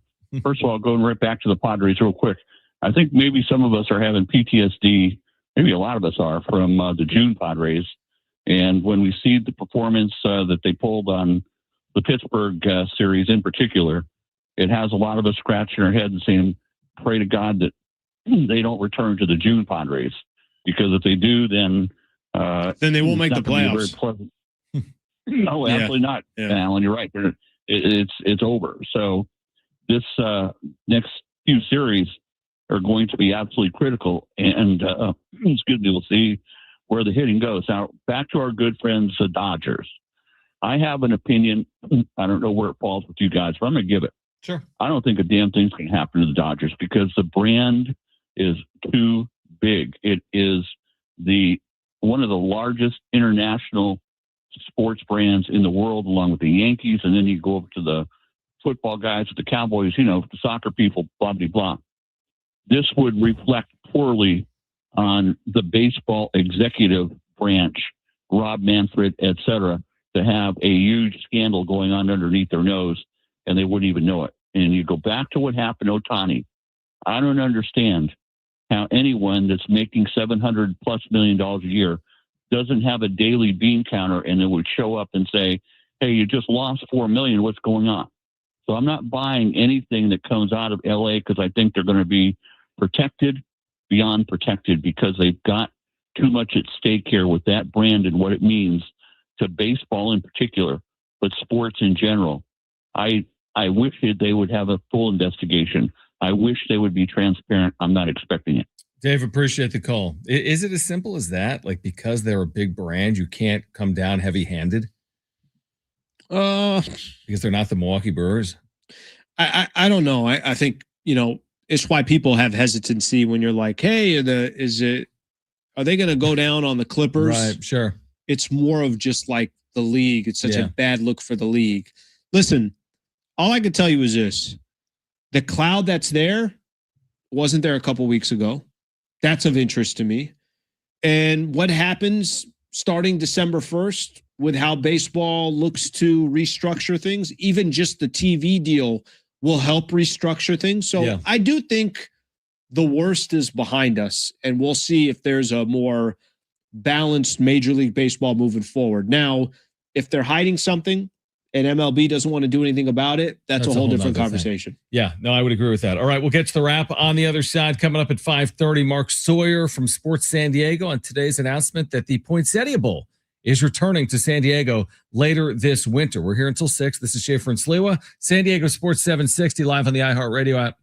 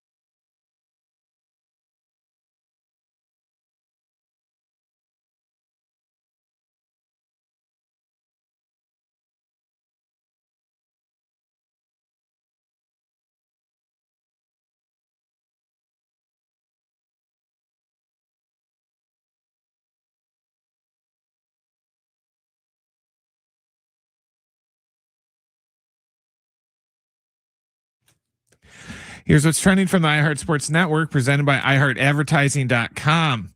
Padres got an off day today. They're on the road on their way to Tampa to start a weekend series against the Rays. Tomorrow is supposed to be the return of Casey Mize for the Padres. One college note, the ACC is joining the other power conferences in saying no to the pros. Packers running back Josh Jacobs was charged today with misdemeanor battery and misdemeanor criminal damage to property. These charges came more than 3 months after he was arrested following an alleged domestic violence incident at his home in Green Bay. And Major League Baseball is proposing a 3-week free agency signing period in December as part of a plan to generate offseason buzz similarly to the NFL and NBA. Baseball wants free agency to begin on the Monday of the winter meetings. The Players Association has been against signing windows, saying they believe it hurts player leverage. Run a business and not thinking about radio? Think again, because people are listening to radio more today than they did 20 years ago. And only iHeartRadio connects with more Americans than TV, digital, even social. Learn how radio can help your business. Call 844-844-iHeart.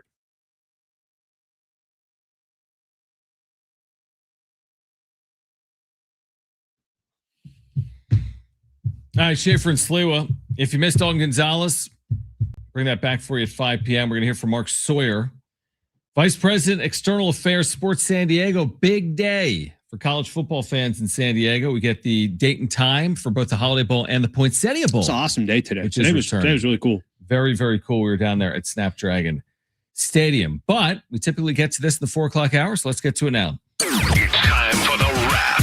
Presented by Sombrero Mexican Food. Check out their website at sombreromex.com. Speaking of that, are you glad to see the Poinsettia Bowl back in San Diego?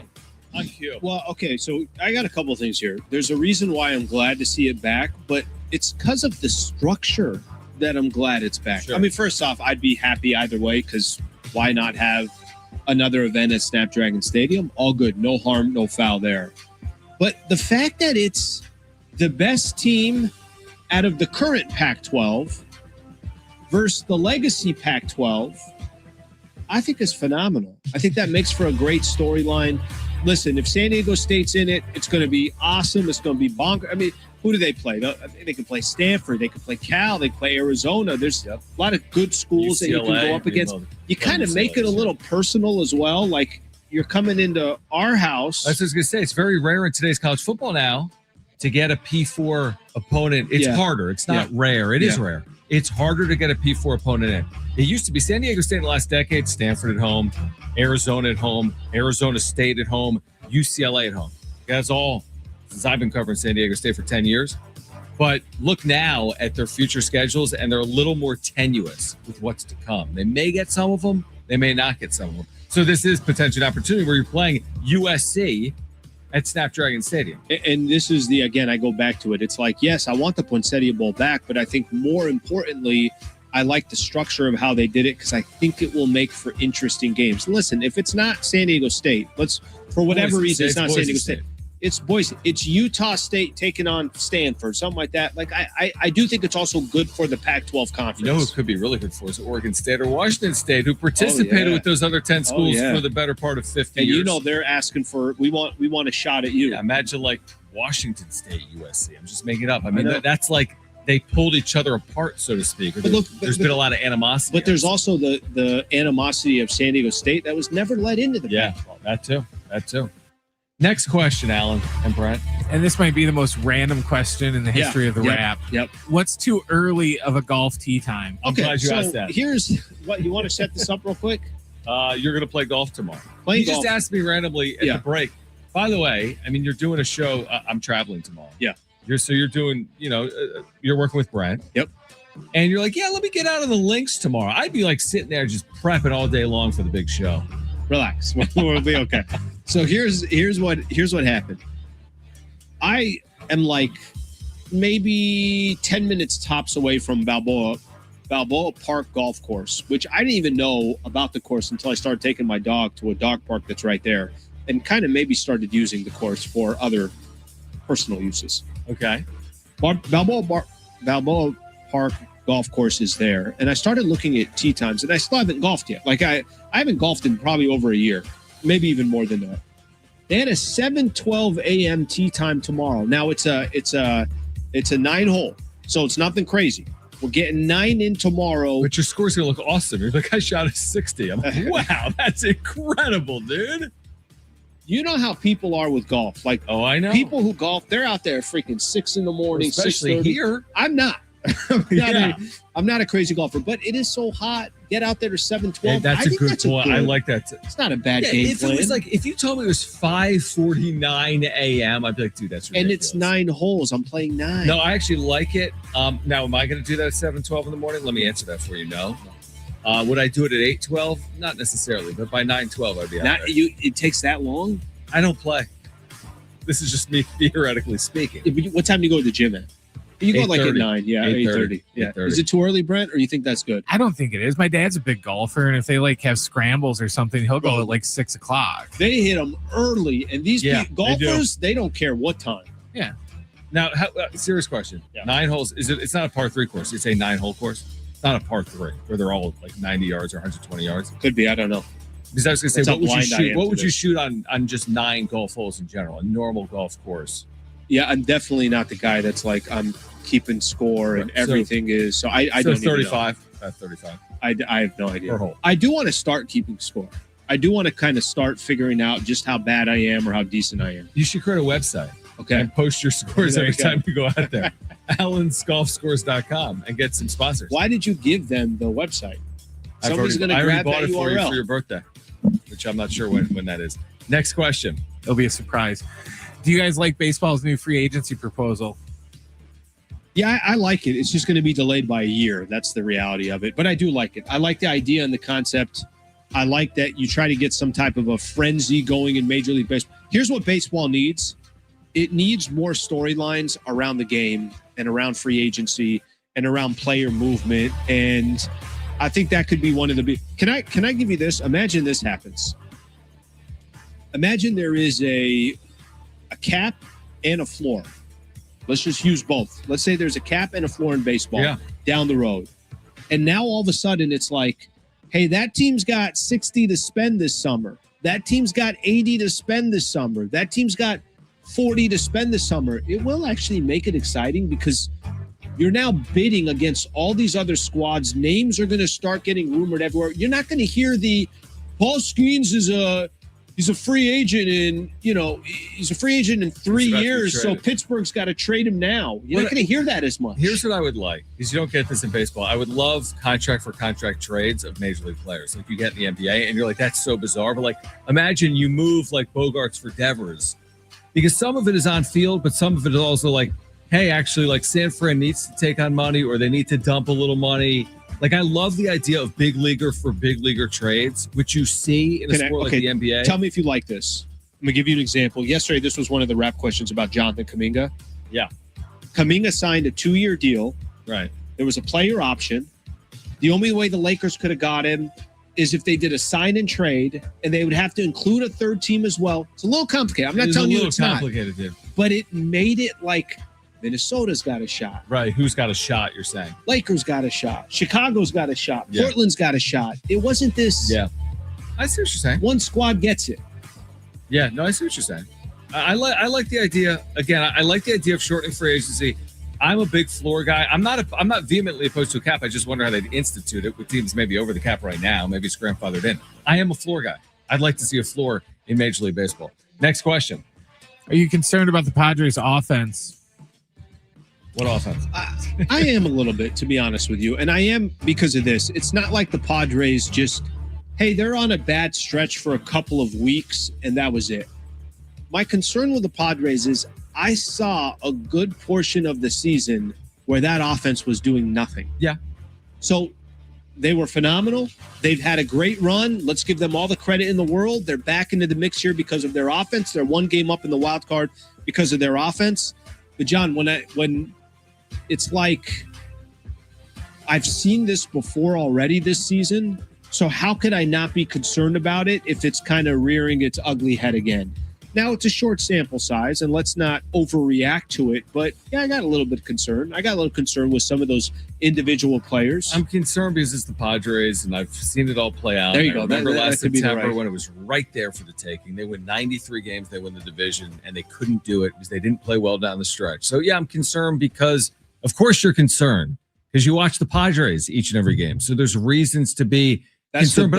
But I'm not so concerned that like it's not possible. But yes, I do have more concern than I probably should. But that's the best case is when you just said very simply, of course I'm concerned it's the Padres. That's a pretty good case right there. Like, do they know what they bought? I'm talking about the owners. You know what I mean? Like there's certain franchises, correct me if I'm wrong, in sports. It's not a knock. It's not like San Diego small market. It's like Cowboys right now. It's no longer all the titles of the 90s. It's like you haven't played in an NFC title game in 30 years. It's like you just can't do it. Dallas under Jerry Jones, it ain't happening. There's certain like franchises they're like you put them in a box and you kind of know who they are. The box I put the Padres in are they try really, really, really hard, but sometimes they end up getting in their own way. They're good. Can they be great? That's the recent history of the Padres. Yeah, and I'd also say like you'd question, do they got championship pedigree? Is there the mental portion that they can get past? I do think there's things that I think of the Padres where it's like this can hold them back. I do think of things that hold them back, and there's offense. Do you got leaders that can get you over the top? Do you have like that? There's things that are associated with this current iteration of the Padres. We'll get back into this road trip coming up that starts tomorrow against Tampa Bay. On the other side, Alden Gonzalez, ESPN. If you missed him earlier, you'll hear that conversation at 5 p.m. And coming up at 5:30, Mark Sawyer works with Sports San Diego. More on today's exciting announcement, the Poinsettia Bowl, returning to San Diego later this winter. Stay with us on Schaefer and Sliwa, San Diego Sports 760. We're live on the iHeartRadio app.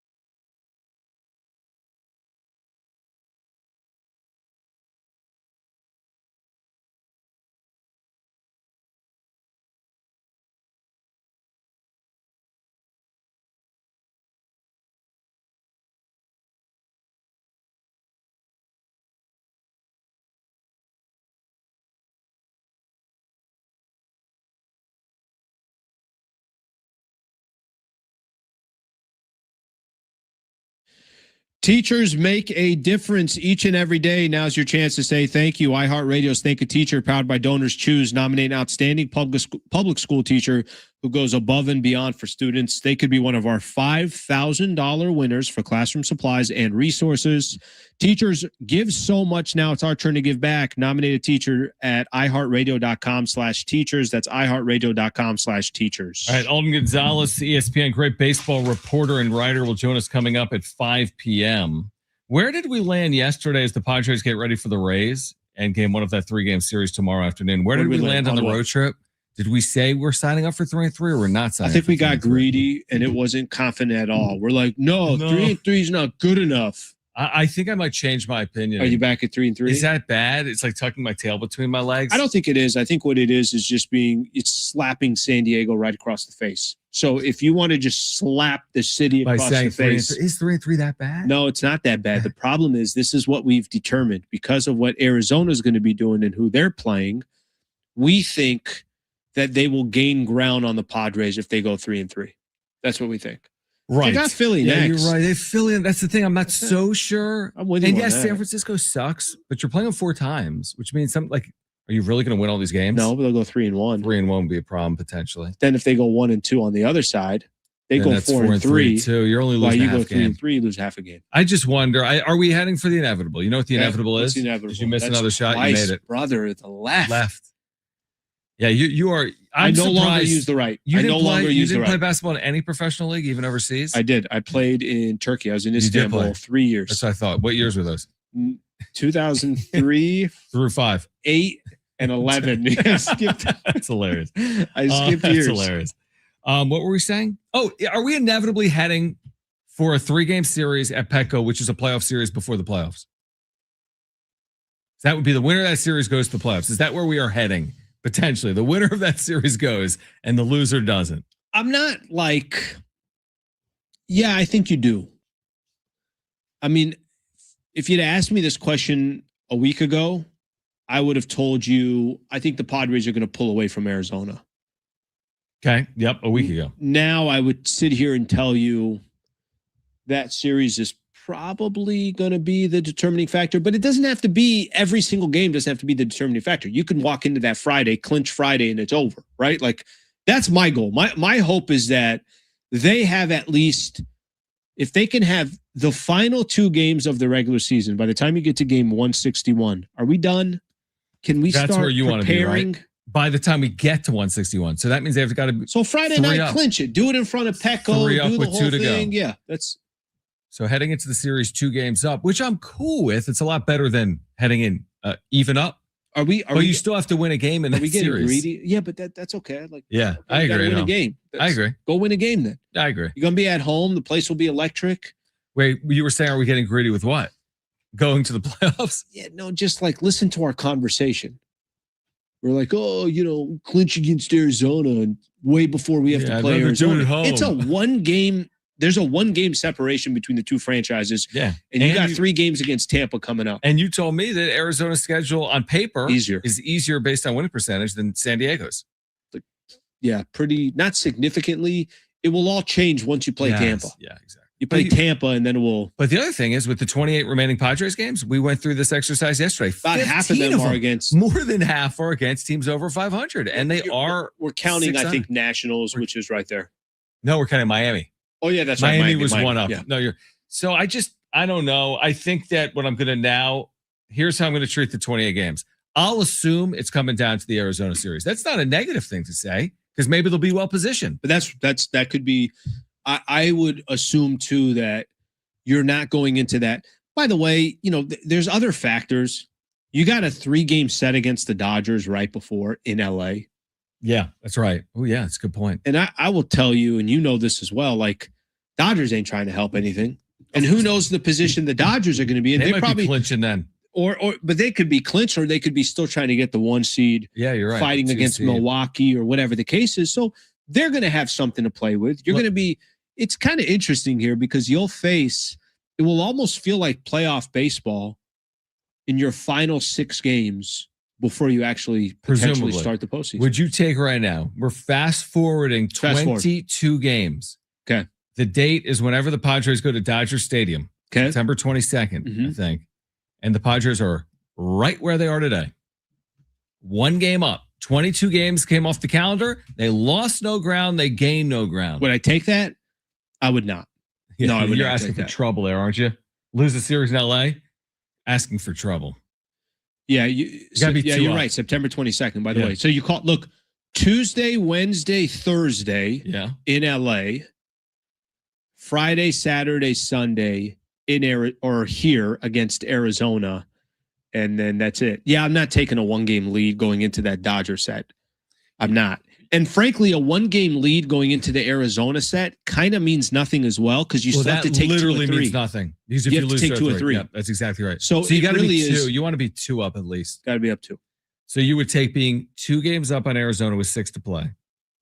Because there you could still give one back. And if you give one back before Arizona, you're right back there. Yeah, but I'll take that too. I'll take I think it. you take up 2. It's like, all Gotta right, take it. got to go to work, and this is going to be, and you're not guaranteeing Arizona's going to win every game, That's a and good then you point. get to also face Arizona. Right. You could lose 2 out of 3 to LA. They could lose 2 out of 3. Arizona could to whomever they're playing before San Diego. It's going to be fascinating. I want to That's what it's see gonna be. what are their final. 6 games or the games before San Diego. Let's see their final 6 games here. Let's take a look here. Freaking Colorado. Everybody gets Colorado. Oh, Colorado before San Diego. Is it in Phoenix or Denver? At Colorado. Okay, so they finish at Colorado. So they got At 6 San in a Diego. row at Colorado, or 6 in a row on the road. By the way, they have a 3-game set before that against the Yankees. So Friday, Saturday, Sunday set at home. They're playing the Yankees. We could sit here We could sit here play all out month every long. freaking All month scenario. long. But I think to answer your question, and that's why I think what makes tomorrow's series so interesting, that started that series, there's a little bit of a playoff baseball feel to that. I mean, AC yesterday, we were talking about it. We were talking to him, and he's like, yeah, I don't want to hear this whole.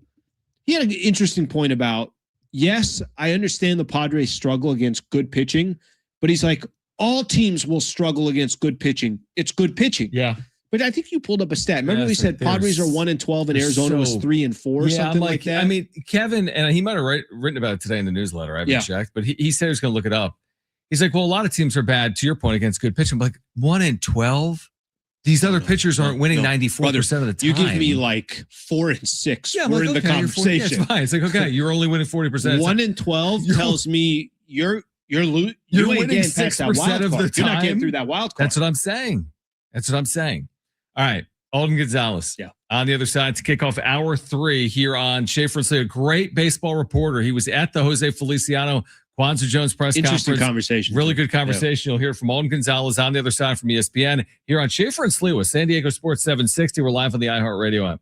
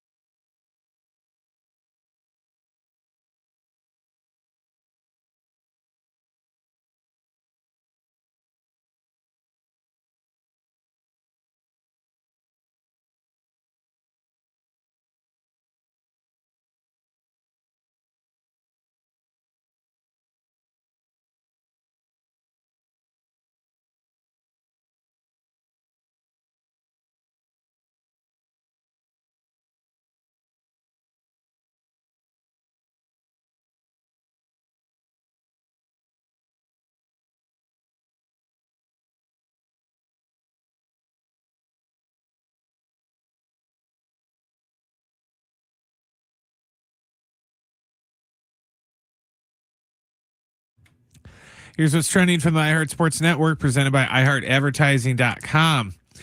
Padres got an off day today. They start a weekend setting in Tampa tomorrow against the Rays. Tomorrow is supposed to be the return of Casey Mize on the hill for the Padres. College news. The ACC is joining the other power conferences, saying no to the pros. In NFL news, Packers running back Josh Jacobs was charged today with misdemeanor battery and misdemeanor criminal damage to property. The formal charges came more than 3 months after he was arrested following an alleged domestic violence incident at his home near Green Bay. And at Major League Baseball has proposed a 3-week free agency signing window in December as part of a plan to generate offseason buzz similar to those in the NFL and NBA. Baseball wants free agency to officially begin on the Monday of the winter meetings. The Players Association, though, traditionally has been against signing windows for free agency, believing that it hurts leverage for players. Run a business and not thinking about radio? Think again, because people are listening to radio more today than they did 20 years ago. And only iHeartRadio connects with more Americans than TV, digital, and even social. Learn how radio can help your business. Call 844-844-iHeart. It's Schaefer and Sliwa. John Schaefer and San Diego's own Alan Sliwa. Here's Schaefer and Sliwa. All right, final hour here on Schaefer and Sliwa. And we've got a good hour coming up here, including a conversation with Mark Sawyer from Sports San Diego on the return of the Poinsettia Bowl. So you'll hear that coming up. And big picture 5:30. sporting events in San Diego. No doubt. So you'll hear that coming up at 5:30. But if you missed Alden Gonzalez from ESPN earlier, great conversation on all things baseball, including the press conference he was at that we were at on Monday with Jose Feliciano and Kwanzaa Jones. We asked him his thoughts on the press conference and on the challenges the new ownership group may be walking into. I mean, look, I thought that was about as enthusiastic and optimistic a press conference as I've covered. I spoke to a few people who have been in the San Diego market for a long time, and they were like, that's as good a press conference as there's been around here. So, I mean, if you're a fan, you got to feel great about it. But as I've said before, at the end of the day, like, you could say whatever you want to say. Like, the proof is going to be in the pudding. How are you actually going to go about owning this team? I thought it was good to hear from Jose Feliciano and also from Kwanzaa Jones about how they feel like this is sort of a family investment and it's not a private equity firm that's buying the Padres. It's not Clear Lake Capital. It is very much Jose Feliciano and Kwanzaa Jones. But we'll see how they actually go about this. There are a lot of questions moving forward, but I think most of the questions are out of their control. And the two big ones are, what is baseball's economic situation going to look like in 2027 and beyond? We don't know that answer. Are they going to be navigating a salary cap? Are there going to be tighter restrictions on big market teams? And then the other one is the industry going to share local media? The Padres don't have a local media deal. That's been a major hindrance for them. So it's hard to sort of assess how they're going to go about their ownership tenure without knowing what the tools are going to be at their disposal. So there's just a lot of uncertainty right now. Alden, I know we don't have an answer to this question, but do you think there's any insight at all when these, I think at the time there was 4 different potential ownership groups that were bidding on the Padres to bid and win a bid for a $3.9 billion valuation? Is there any way to kind of have any idea? It's such an interesting time to buy a Major League Baseball team with these major questions still in the air that really truly can kind of change your entire business structure based on how the next, let's call it 6 months to a year goes, hopefully a lot shorter time than that. Does it ring any bell in your head of like, all right, well, they made this type of investment without those questions being answered? Is that a conversation behind the scenes when people are talking about this ownership group taking over the Padres? I think the first thought that I had, and I can't verify this because verifying this would also be being a fortune teller because we don't know exactly what's going to happen. But when I see the Padres sell for $3.9 billion, yeah, you could say it's a one-team market. It's San Diego. They have high attendance. Clearly, there's a lot of interest in the area for them.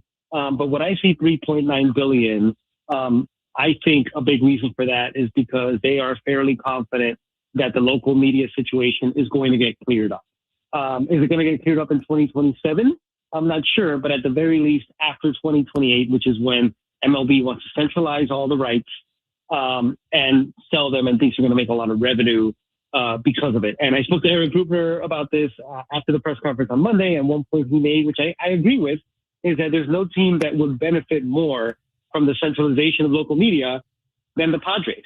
Because remember, they're not considered a small market team in the CBA. They don't get revenue sharing.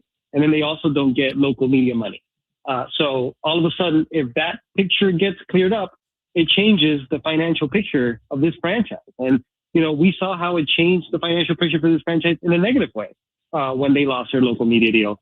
And I think, and this is just sort of a gut reaction, but I feel like that valuation has been influenced pretty heavily by the expectation that is going to get cleared up in the near future. It's interesting you say that. Alden Gonzalez from ESPN is with us. So to go further down that path, are you saying what could be clarified is San Diego having more local TV revenue because they create it themselves, or because there is more of a pathway to the pooling of all local TV revenue across the 30 teams, which would be beneficial to San Diego?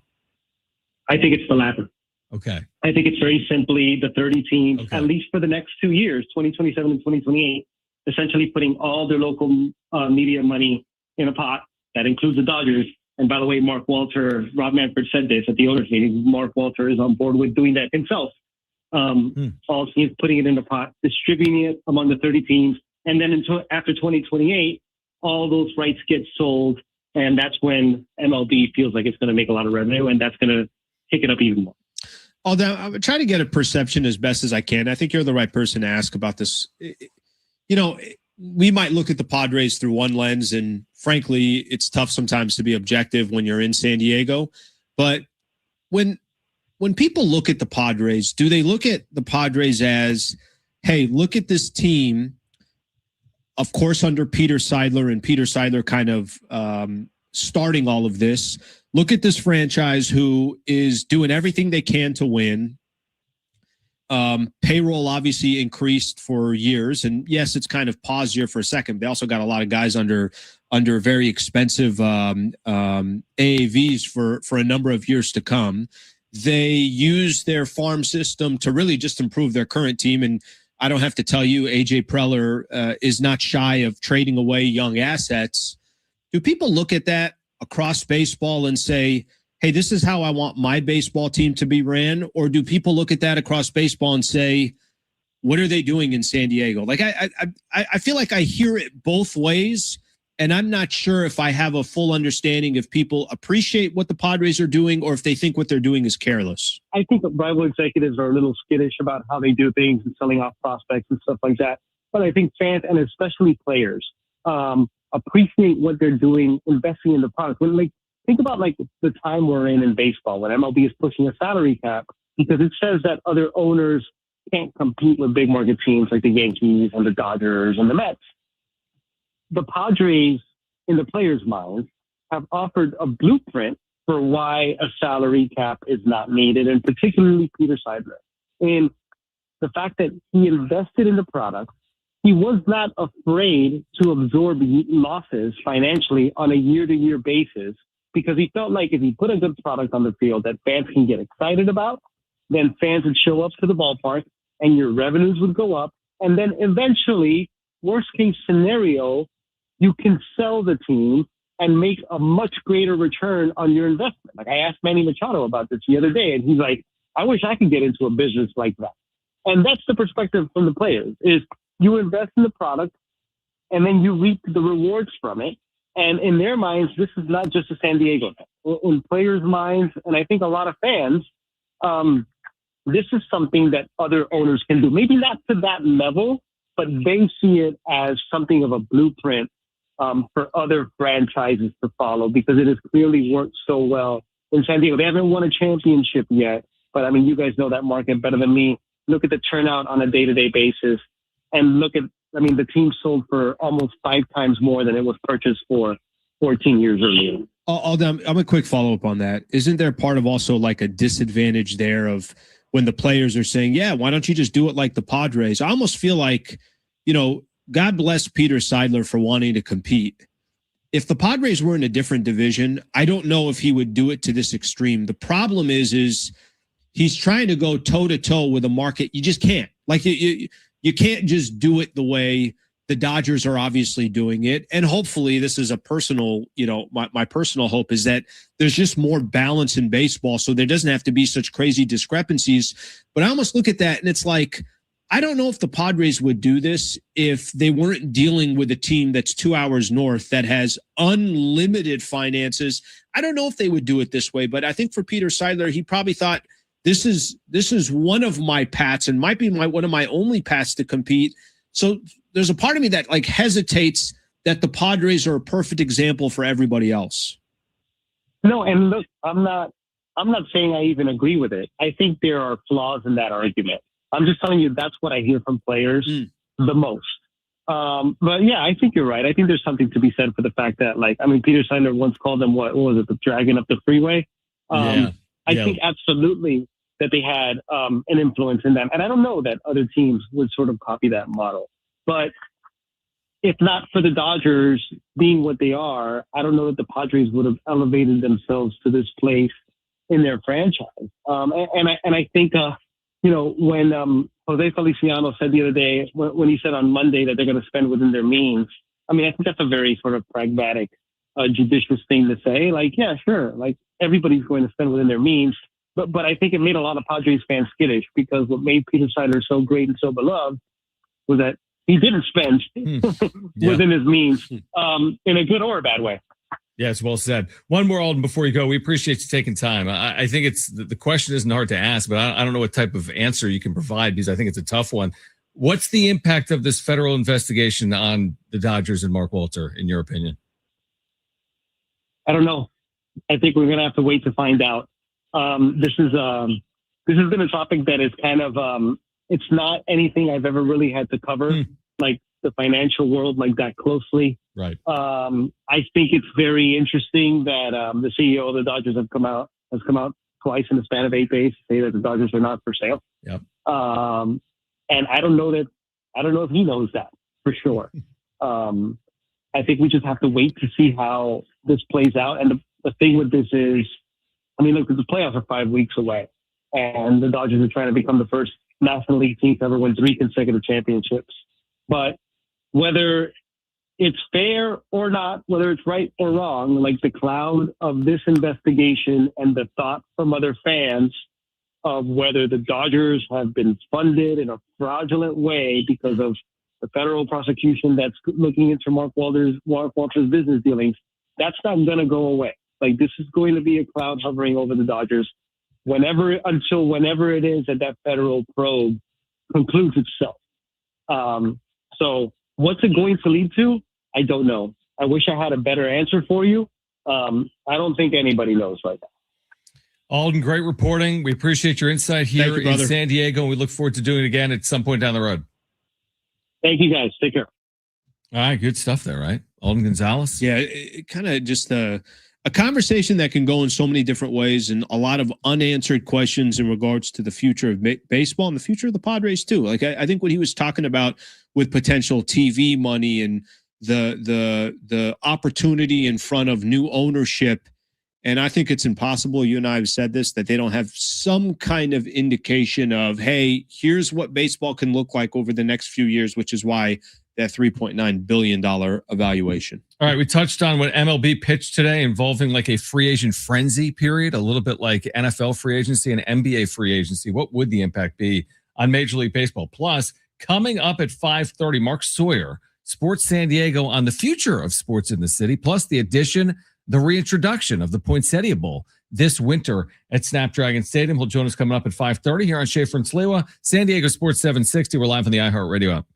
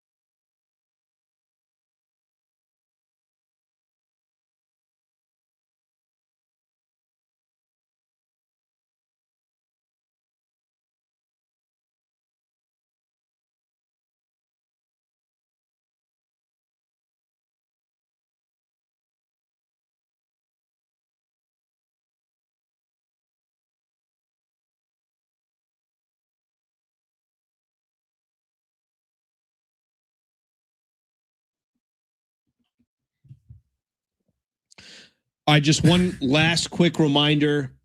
SDFC LA Galaxy this weekend from Snapdragon Stadium. Don't forget to tune in to Darren and Adrian starting at 7 o'clock, and the match will start at 7:30. That place got to be, if it ain't sold out, it's got to be close to being sold out this weekend. No doubt. Against the Galaxy, absolutely. Yeah, I'm bummed I can't go. If I was Lozano. in town, I'd be there. But no doubt can't about go. it.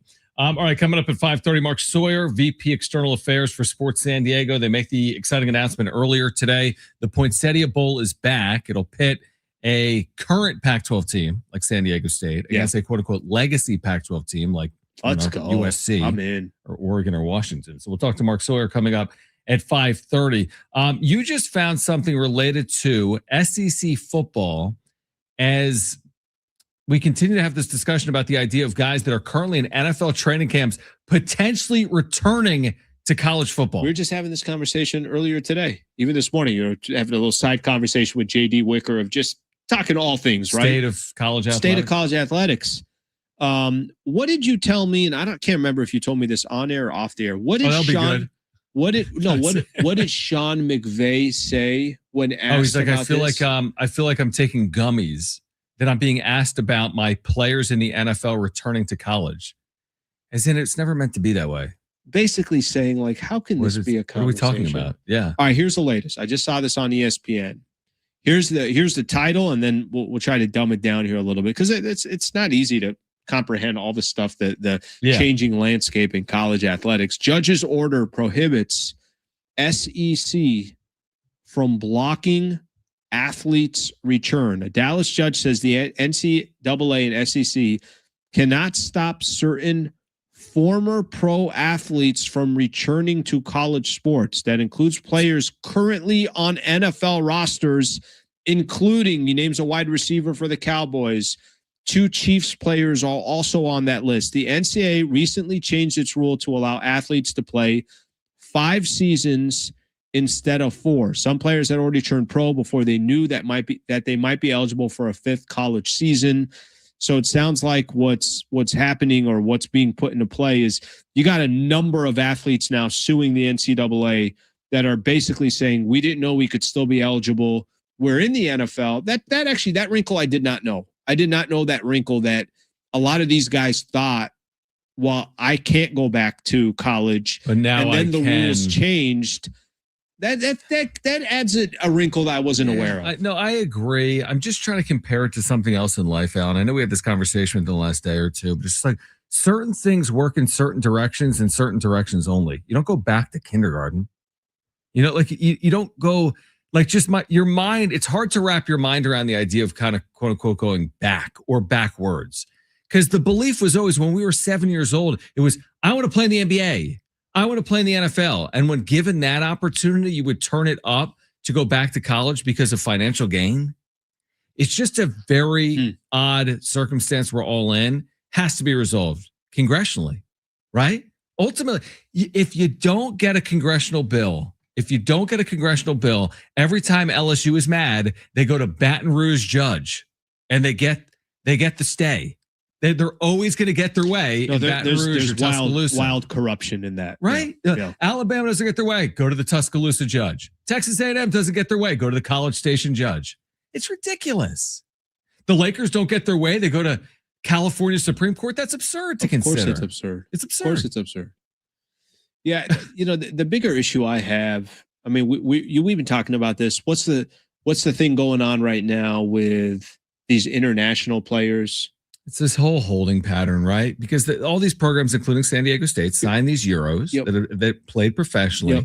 That's how it was done for years. Mm-hmm. But now the NCAA, after the recruiting cycle, after the portal, says, you know what? We're gonna put our foot down here. We're gonna look at each and every one individually. So why wouldn't they do this? Hey, we can't affect what's already been done, right? And the recruiting process. We're gonna do it a year from now. Because it makes too much sense. Why can't some of this stuff? With this college athletics and the way they're doing it, you have to have blanket rules that go across the board. Sure. You have to have blanket rules. And you can't have this, well, this guy's going to start suing and because he is 4 other athletes are going to join. It's like, how are you going to make any progress in these sports how are you just going to have regular rules? That's the part I'm confused about. So anyways, I don't it know. will give me a migraine just thinking about it. We'll have regular rules if there's a bill potentially passed, and I think that'll solve maybe some of it, but I don't know if it'll solve all of it. But yeah, it's like it never ends right now when it comes to some of that eligibility cases with college athletics. All right, Mark Sawyer is the VP of External Affairs for Sports San Diego. We were down there earlier today, Alan. Snapdragon Stadium, and they made a lot of announcements. Poinsettia Bowl is back. Holiday Bowl has a date and time. These games are going to be broadcast in the CW. Poinsettia Bowl has a sponsor, SDCCU. Yep. So a lot of announcements made earlier today. So we'll talk about the bowl games, stuff, what it means for San Diego State and San Diegans. So we'll discuss that on the other side with Mark Sawyer, the VP of External Affairs of Sports San Diego. We're here until 6 p.m. This is Schaefer and Sliwa, San Diego Sports 760. We're live on the iHeartRadio app.